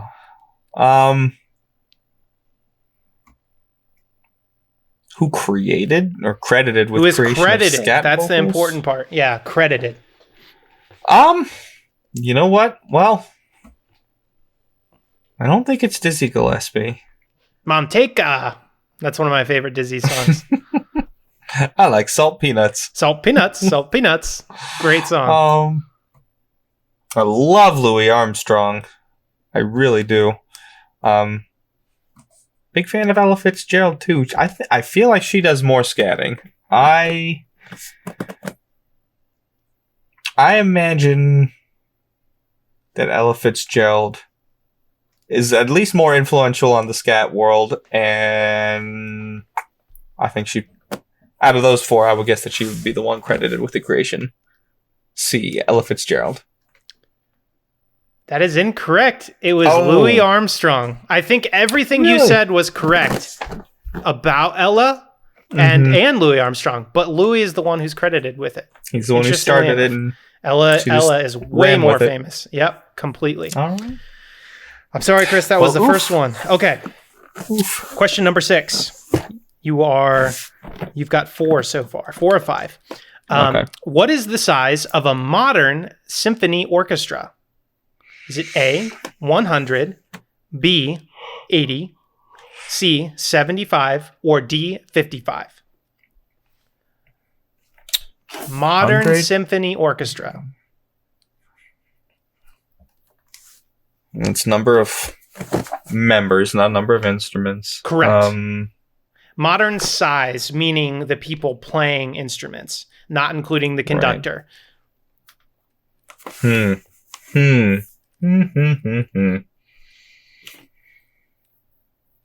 100 feels like such a nice round number. These all feel like nice numbers, though. Maybe not 55. And you know, to be clear, this should say the average size because there's no, like with anything, it's not exact. This is, you know, Right. no one's going around counting orchestras being like, you're not the right number. You're not modern. You're Right. an ancient symphony orchestra. All right. Have they gotten huge or have they gotten good and small? I don't know. Man, I haven't been to see an orchestra play in so long. Dude, the Cleveland Orchestra is literally arguably the best orchestra in all of the U.S. We should go, well, once COVID is over, we should go see it. Because I saw them once, and there's something about classical music that just, especially for musicians like yourself, Chris, like it does things to me. The only other music that's done things to me like that is jazz. So, like, you got to do it, man. I'll agree with that. It's on the transcendent side, yeah. I really don't know. My amateur is showing. I'm drawn to 100. I like 100. That's a nice round number. On average, 100 people sitting down playing together. 8 or 9 sections. 11 or 12 people in each. I can see that. 100 people. That's Hey, correct. final answer. That is correct. Very good thinking. I'm so Still glad. in it. Yep, still got it. Still got it, Chris. Still open for a tie here. Again, third tie. We'll see. All right, number 7. How many keys does a grand piano have?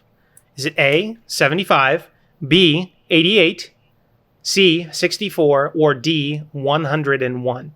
And this is including both white and black keys. Right. Okay. I'm very confident in 88. I'm hoping this isn't a weird trick question that I, as a non-piano player, I'm just not aware that grands have more keys for some reason. I'm pretty positive it's B88. That is correct. Okay. Very good. I was All trying right. to trick you by stating one that I knew you knew. Okay, number Wait, 8. you said that earlier in the when I was talking about a piano. You said it has 88 keys. Yeah. I'm just realizing that. Okay. Anyways, Well, cool. okay. I did know that though. This is one that I think you can figure out if you don't know already. But I think you can figure it out. What frequency, as you know, every note has a specific frequency. What frequency is middle C? And here is your hint. What note do orchestras typically tune to? Back when we were in high school, and Chuck, our director, would say, hey, we're going to tune to this. And they take out the tuning fork. What note are they hitting? And they always say, this is blank, blank. The note and then the frequency. And that's your hint, which, just so you know, orchestras do not tune to C. I'm happy to tell you. Do you want to know what note they typically tune to? No, I'm pretty sure that's B flat, right? It's actually, well, it depends on the orchestra. I think it's actually A. A, okay. All right. Well, I don't know. I don't remember a frequency ever being mentioned in concert band. I don't know. I'm sorry, I'm showing my music technology side. It's all right. We always associated the two. I'll see if I can somehow rationalize through it. What are my options here? I will tell you. Okay, do you want one more hint? One more hint, not to give it away. Sure. Okay. Assuming that an orchestra tunes to A, C is below A. So okay, that's your hint. If you can figure out what frequency an orchestra tunes to, it's below that. All right. So what do we got? A, 440, B, 328, C, 225, or D, 262.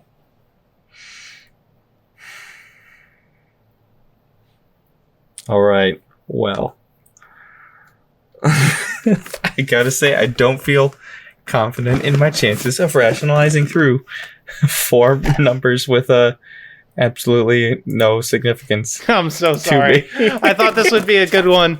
Dang it. It's a good one. It's a challenging one. We'll see here. 440, 328, 225, 262. So I'm going to guess not 440 because that's up high. Okay.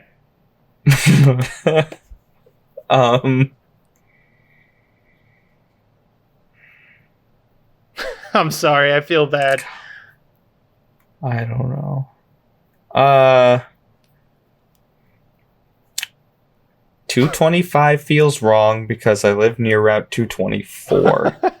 And that's one off, and that bothers me. So I'm cutting that one out. I like you're pulling a Jake rationalization there. Which leaves me with 328 and 262. I'm just gonna say I like the palindrome nature of 262. So I'm gonna go with D 262 because I don't know any better. That's correct. Yes, you did it. You did it. That's right. Okay. Yes, I'm so excited you got it. Yep. So it's A440 is what I was talking about earlier. Oh, okay. And then you think down, just think about the notes down. Right. 328 is way too close.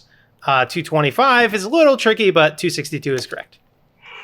All right. Great job, Chris. Great job. I don't know that I've ever heard A440, so... Man, I must be living under a rock. Anyways, okay. So, question number 9. You ready? Mm-hmm. I'm ready. What is the full frequency spectrum that humans can hear, and what frequencies are humans most sensitive to? So this is a 2-part question. What is the full frequency spectrum that humans can hear, and what are the frequencies humans are most sensitive to? One other asterisk, I want to mention the full frequency spectrum is assuming that their hearing is perfect. Most humans can't actually do that. Only babies have that because they haven't damaged their ears yet, and as they age, they do get damaged. Okay, is it A, 20 hertz to 20,000 hertz, and sensitive to 2,000 hertz to 5,000 hertz? Is it B, 40 hertz to 18,000 hertz, and we're sensitive to 100 hertz to 4,000 hertz? Or is it C, 0 hertz to 30,000 hertz, and we're sensitive to 5,000 hertz, or excuse me, 500 hertz to 1,000 hertz?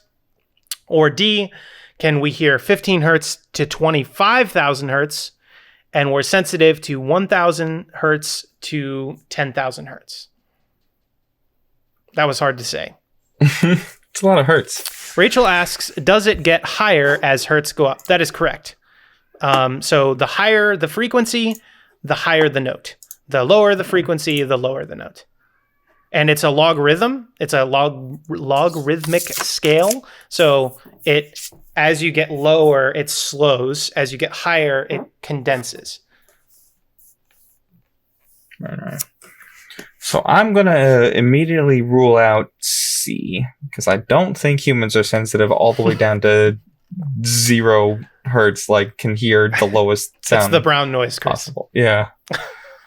I don't think, I don't know. Yeah, I don't think it's C. Rachel says, I think we are sensitive to higher sounds like a baby cry. Interesting. Mother instincts kicking in. Mm-hmm. That could be. So if we're going, by that rationale, looking at the sensitivity range, we've got 2 to 5,000, 100 to 4,000, or 1,000 to 10,000.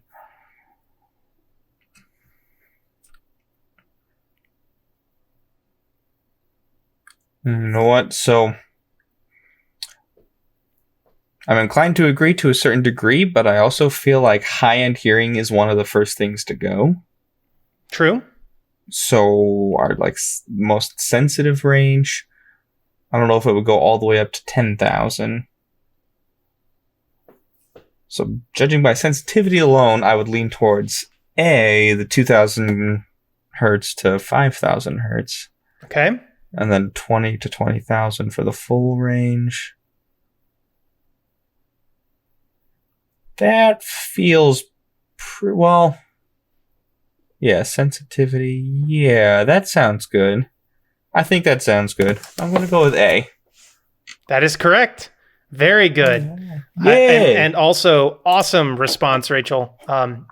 As you can imagine, every baby's got a different cry, very different frequencies, and of course, there's higher pitch frequencies. But yes, we are most sensitive to the mid-range, which is the 2,000 to 5,000 hertz in general.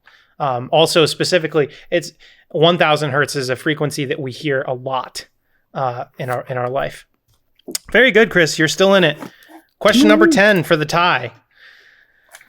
What is the top most pirated artist of 2013? Is it A, Daft Punk, B, Bruno Mars, C, Justin Timberlake, or D, Eminem? All very popular. 2013. Internet pirated. This is 7 years ago. JT's still great and all, but I don't think that was the height of his popularity. This is a tough one. I think this one's pretty tough. Eminem dropped off for a while and then came back pretty strong. And popularity isn't necessarily all there is to it either. That's a very good point. I do feel like this was a very high point for Bruno Mars. Like, that's probably about where he was taken off / I don't know. Don't judge me. This is my memory of 7 years ago. So I'm feeling like Bruno Mars was probably taken off. Daft Punk, I feel like, I don't know. They were kind of big a long time ago when I was in high school, but they're a little bit more underground. But then there was Tron. There was the new Tron Legacy. When did that come out? I don't remember when that released. That could have been 7 years ago. I think it was sooner than that. I think you're right. I'm almost positive. Now that I think about it. Because I think I remember all watching it together at some point, I believe. And Tron Legacy 2010? God, that felt like yesterday. Okay. Oh, but not long after that, they did come out with their what's it called? Random album? Access Memories. Yeah, we're up all night to the Get sun. lucky. Yeah. But Bruno Mars was really big too. I don't think it's JT or Eminem. Okay. We're down to 2, Chris. It all comes to this. Oh man. Bruno Mars or Daft Punk? Which Bruno one was Mars, most pirated in 2013? Most pirated. Okay. Since I'm not positive which one was more popular at the time, I feel like Bruno Mars has been more popular steadily, but Daft Punk had a couple big spikes.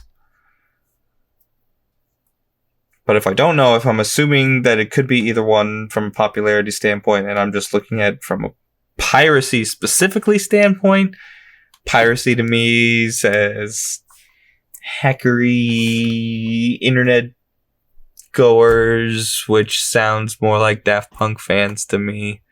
I'm going to guess A, Daft Punk. Final answer. It was Bruno Mars. Oh! I'm so sorry. I'm so sorry. On the cusp. Oh, man. So close. So close. That was really hard, Chris. Right. Forgive me. Oh, no. That was great.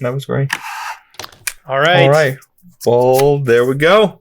We've got our first actual genuine win of the evening for Mr. Jacob. Yes. So now I am up 2-1. 2-1. Wow, we are going much longer tonight, and I hope that's okay. Woof. Yeah, I hope that's okay. Thanks for sticking with us.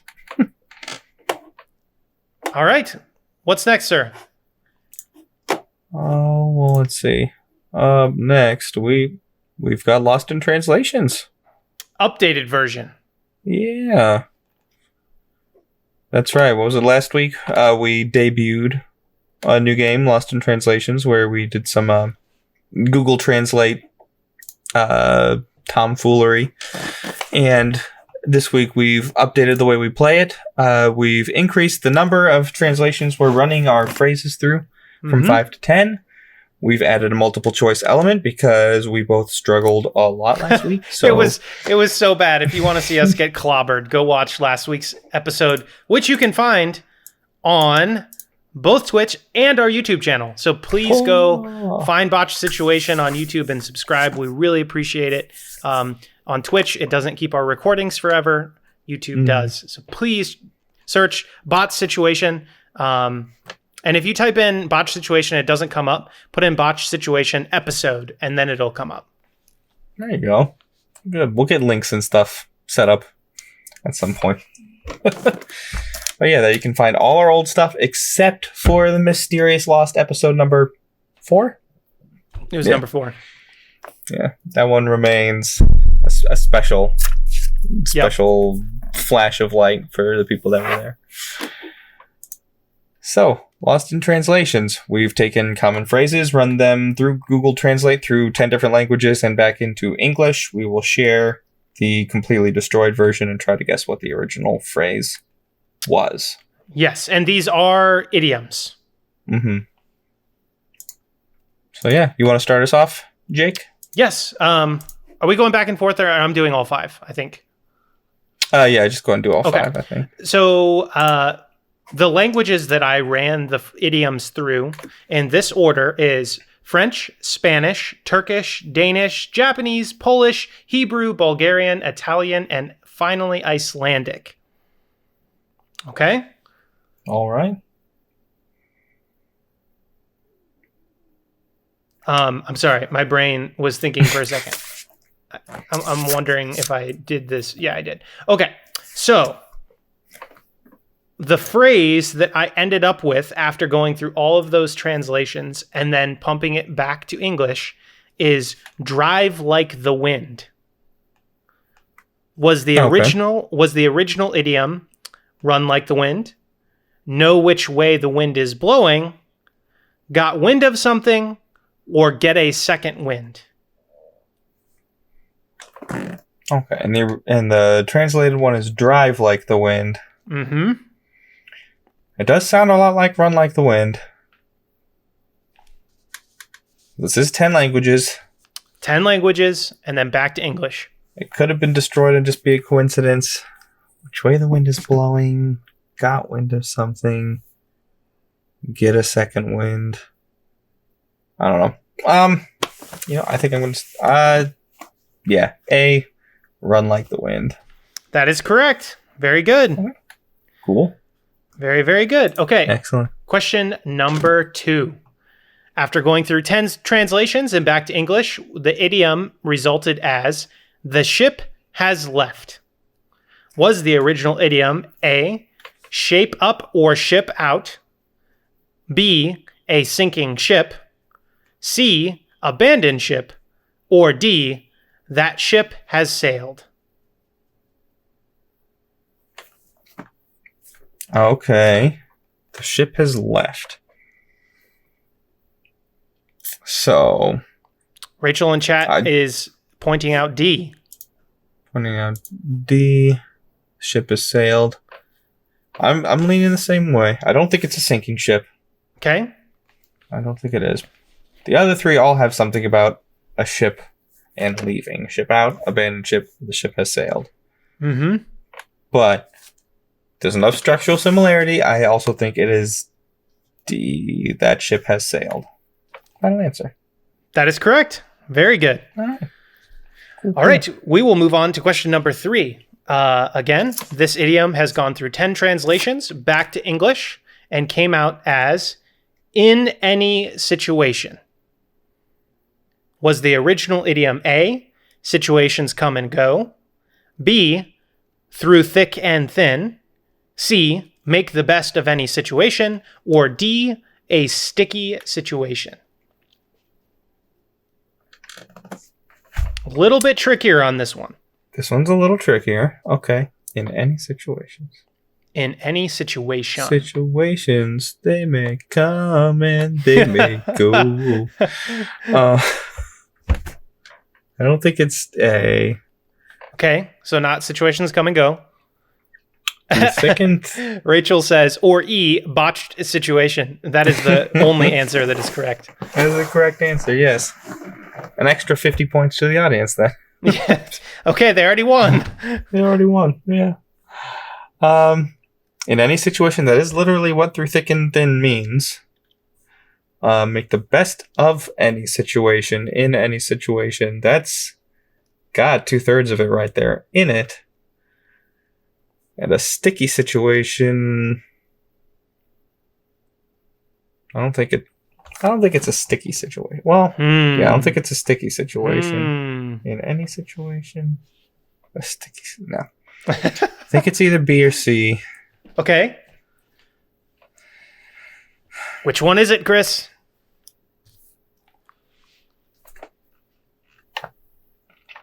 I don't know. Best There's of so any much situation money on does the line. say any situation, but through thick and thin means in any situation, like through all of it. I'm going to say B, through thick and thin. That is correct. You are flawless so far, my friend. Very good. No Flawless translator victory. can impact you. All right. Question number 4. This one is a little bit trickier.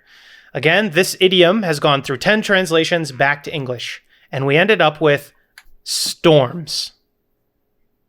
So what is the original idiom? Storms. Okay. A storm in a teapot. B, perfect storm. C, weather the storm. Or D, taken by storm. And This it one's came a out lot as trickier. just storms. Well, thank you, Google Translate. Thank you, Google Translate, and French, Spanish, Turkish, Danish, Japanese, Polish, Hebrew, Bulgarian, Italian, and Icelandic. Mm-hmm. This one's And the Jake first for tough just one. choosing a bunch of storms. Okay. Yes. That's all right. You're welcome. I think I probably went harder on you, so I'm sorry. But hey, we'll just tie up again, so it's okay. A storm in a teapot. I have heard that. It's not super common, though. Storms. A perfect storm. Perfect storm. Weather the storm. Taken by storm. I don't know if there's any rationale for this one. I like to watch you struggle. What can I say? Perfect storm. A perfect storm is by definition singular because it's perfect. So there's only one of them. That's not what that means. It's unique. I don't know. I'm counting that one out. Okay. A storm in a teapot. Weather the storm. Taken by storm. I don't know. I kind of feel like maybe taken by storm. Like some language was like, oh, like a bunch of storms ganged up on you and kidnapped you. Like it's storms. they beat you up. Maybe. I don't know. D, taken by storm. Final answer. That is incorrect. It is weather the storm. Good guess. Okay. All right, Chris. Here's your fifth and final Lost in Translations question. The original idiom, translated through 10 languages and back to English, came out as when it rains. Was the original idiom A, rain or shine, B, rain check, C, it's raining cats and dogs, or D, when it rains, it pours?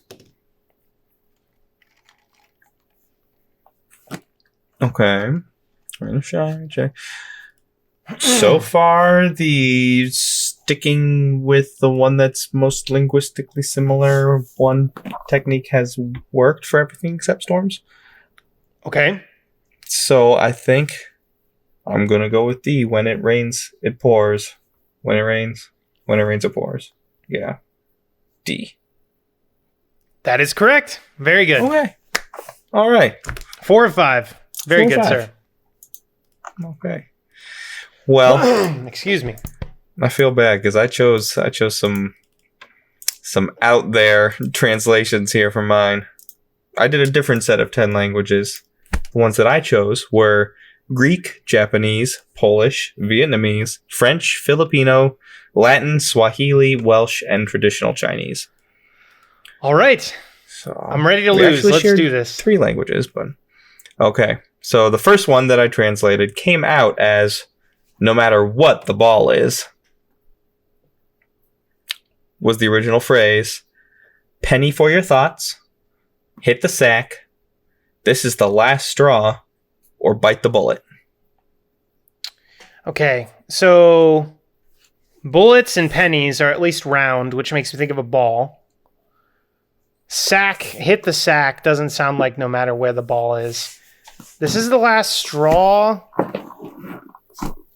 Neither of those are really lining up. Bite the bullet. That doesn't make much sense. No matter where the ball is, bite the bullet. Penny for your thoughts. For some reason in my brain, penny for your thoughts seems to line up a little bit better.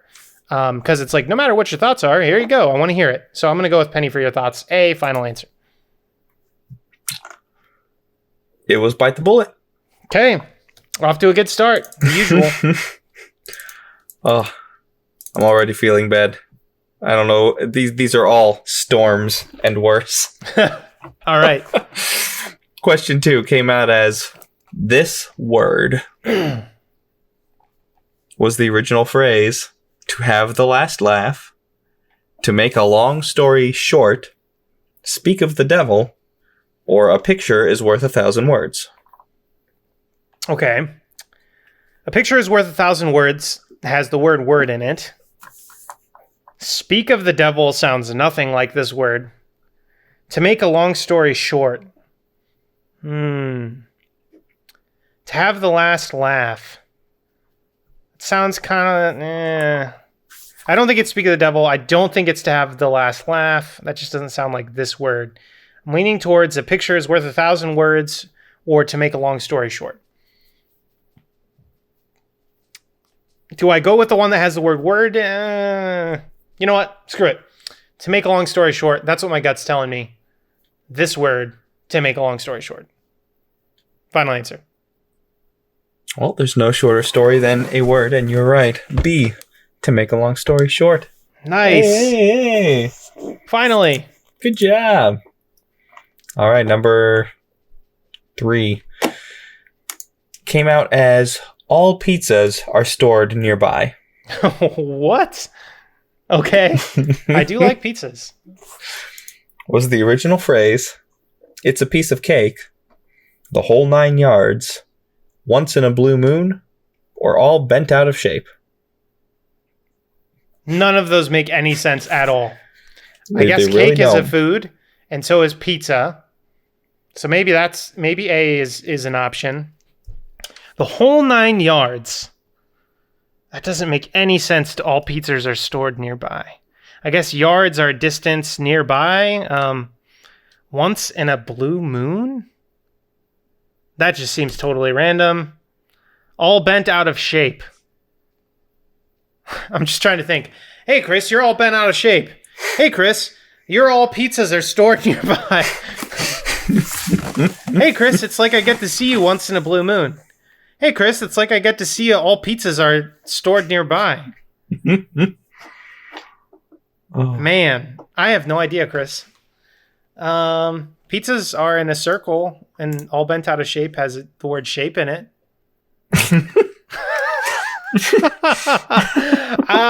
This is a random guess.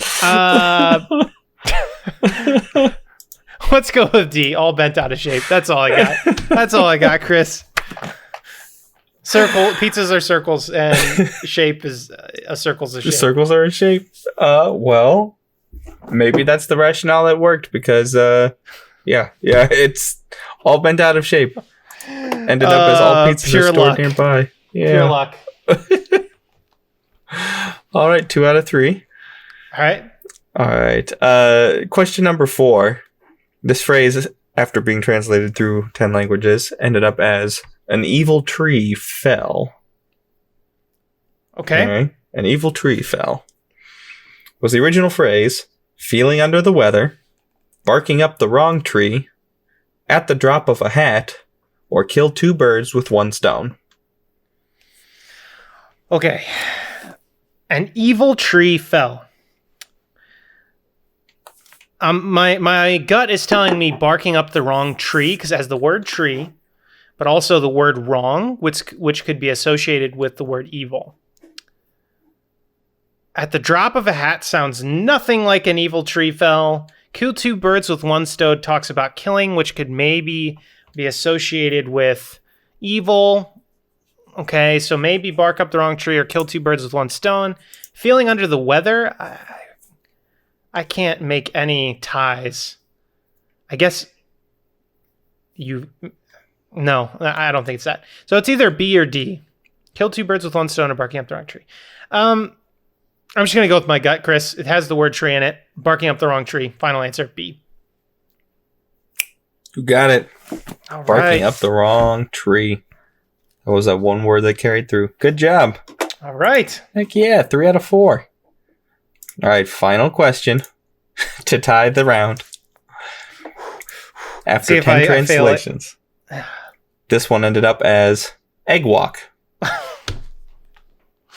Okay. You ever go on an egg walk before? Maybe I've gone for a walk after eating eggs, but I don't think I've ever gone on a formal egg walk. Okay. Is that like a cousin to an Ewok? Well, you're not supposed to guess. One of the answers is Ewok. No. Okay. So, was the original phrase, you can't make an omelet without breaking some eggs, don't beat a dead horse, calm before the storm, or on thin ice? Okay, so let me talk through this. You can't make an omelet without breaking some eggs. Obviously, talks about eggs. That paid off last question. That's a potential option. Don't beat a dead horse. I guess you can beat eggs. Maybe that has something to do with it. But not so much. Calm before the storm. There's absolutely nothing. On thin ice, though, that one makes me think. Because on thin ice implies that you're in trouble. So maybe you fell, the ice cracks and you fell through, which made me think of like cracking an egg. Admittedly, that has nothing to do with going on a walk, but theoretically you could be walking on thin ice. So I'm wondering if somewhere in the translations on thin ice came walking on thin ice, and then somehow ice turned into eggs. So I guess where I'm going with this is I don't think it's B, beat a dead horse. I don't think it's calm before the storm. So I'm torn between you can make an omelet without breaking some eggs or on thin ice. Okay.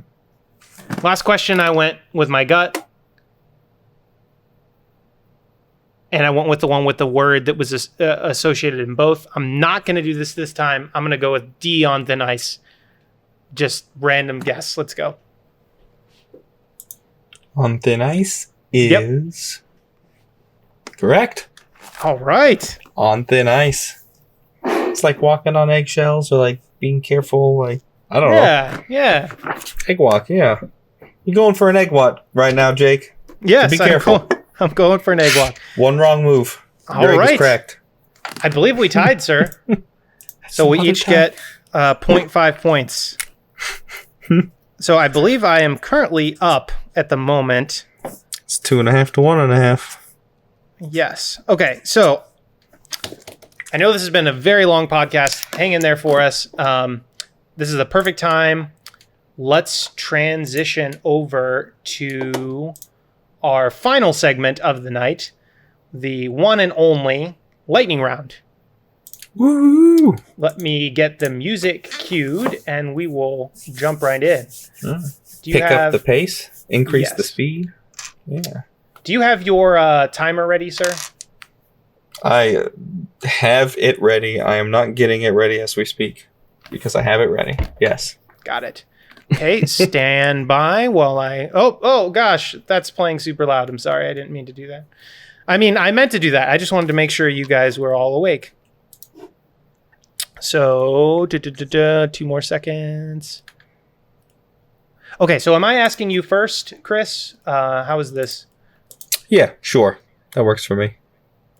Okay, and we are going to be starting on the very first one? No, I think we're starting on... No, here.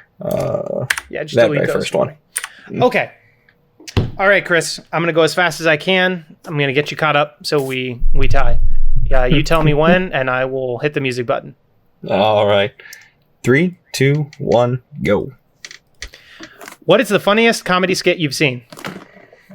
Oh, golly, I don't know. The AI generated Harry Potter reading. What's the most depressing meal you've eaten? Crackers by themselves. What tips or tricks have you picked up from your job/jobs? Don't wait on people to answer. What outdoor activity haven't you tried but would like to? Kayaking, whitewater. What songs hit you with a wave of nostalgia every time you hear them? Anything by Rammstein.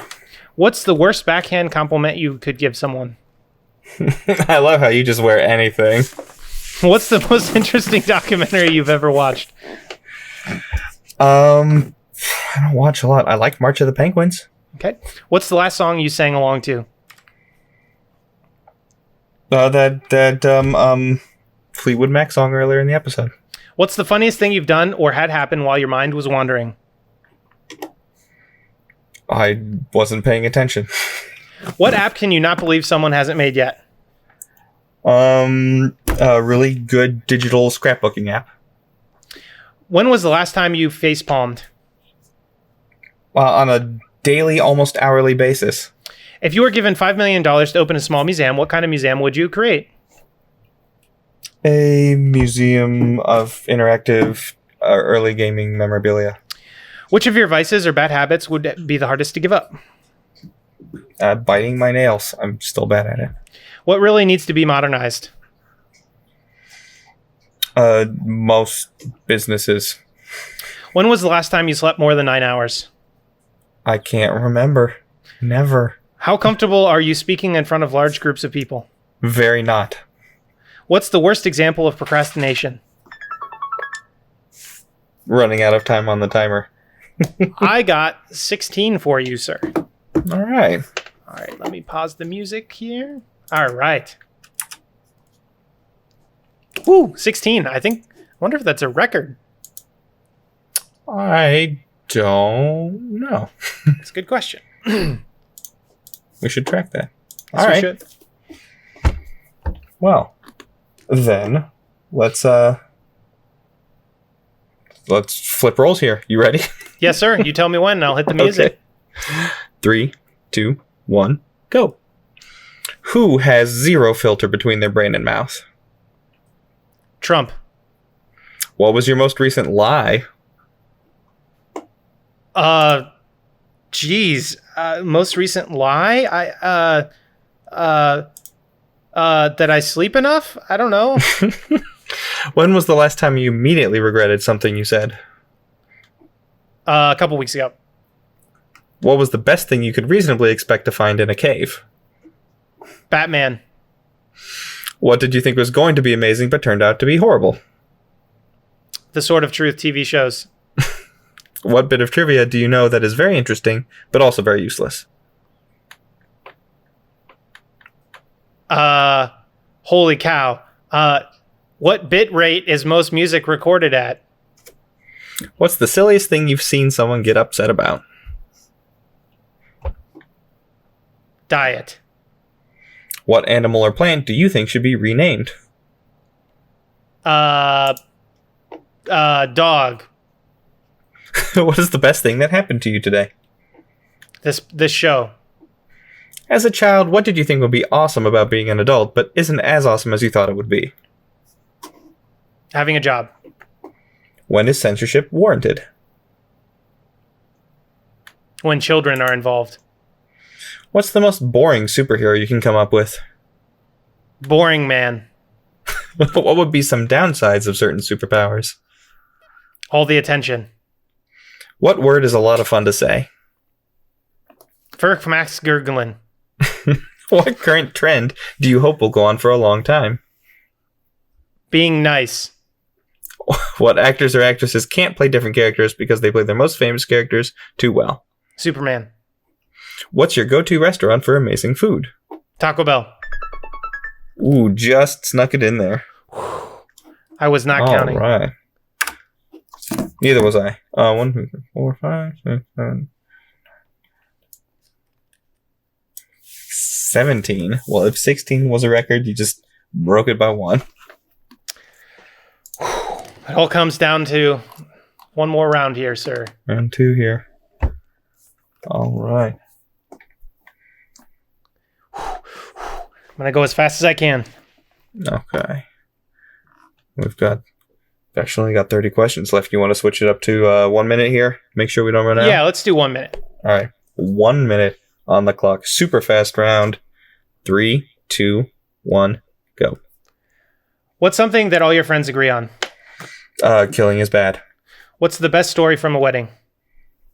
I don't know. Probably someone won the lottery or something. What languages do you wish you could speak?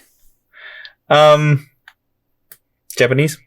What's the most pleasant sounding accent? Australian. What's something that absolutely everyone in the entire world can agree on? Killing is bad. What country is the strangest? Ours. What's the funniest word in the English language? Jilt. What's some insider knowledge that only people in your line of work have? What it's like to stay at home all day with a 2-year-old.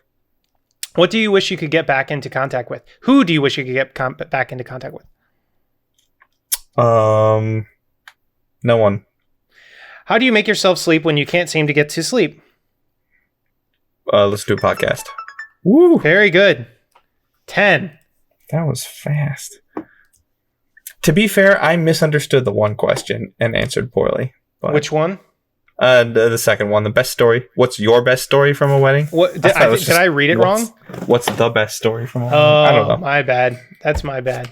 Do I you don't want to know what redo? you said. No. That's fine. Let's just not count that one because I think we should count it. I just made something up. That's fine. That's part of the game. That's All still right. 10. Okay. Well, 1 minute on the clock. You ready? I am. Last round. 3, 2, 1, go. You know, I'm going to restart that because I forgot that I was reading. I know we're getting old and this is going long. Forgive us. Yeah, it's going long. Okay. 3, 2, 1, go. If people receive a purple heart for bravery, what do other color hearts represent? Pink equals flamboyant. Okay. What are some of the best vacations you've had? Topsail, North Carolina. If there were a book of commandments for the modern world, what would some of the rules be? Don't be a dick. And it said couple and treat your neighbor as yourself. Okay. What's the craziest video you've ever seen? Craziest video, probably some like Tony Hawk video. What's your back in my day Back in my day, when I was young and stupid, we used to jump into bushes because we thought it was cool. If you could know the truth behind every conspiracy, but you would instantly die if you hinted that you knew the truth, what would you want to know? Governmental secrets around aliens and Area 51. What animal would be the most terrifying if it could speak?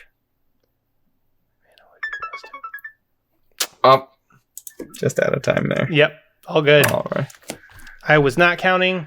I was 2, thinking. 3, 4, 5, 6. That puts you at 23 and me at 26. Yes, it does. So you that does won that one. That ties us up. I think we should. Do you want to just call it a tie, or do you want to do a tiebreaker? Call it a tie. This has been a fun night. Let's not end it on some boring guess a number thing. This agree. is the first botch situation tie. I couldn't agree more. I think we should. Everyone just hug. If you're next to someone, give them a hug because this is a warm, fuzzy evening. And if you don't feel like hugging them, feel free to verbally insult them because we also support that. Yes. Yes. That also.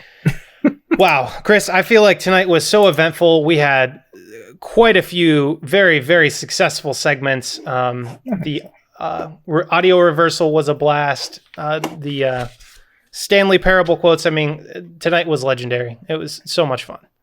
Very fun.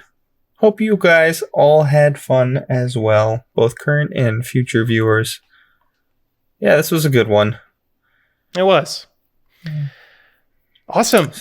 Friendly reminder, please go to our YouTube, Botched Situation on YouTube, and subscribe to us, and make sure you get the notifications.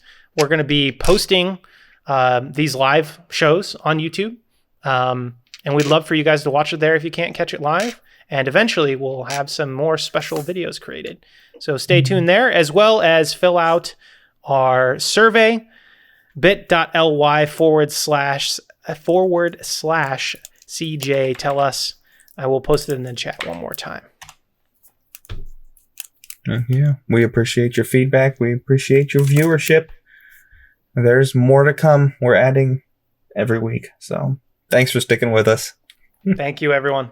We'll talk to you next week. Have a good one.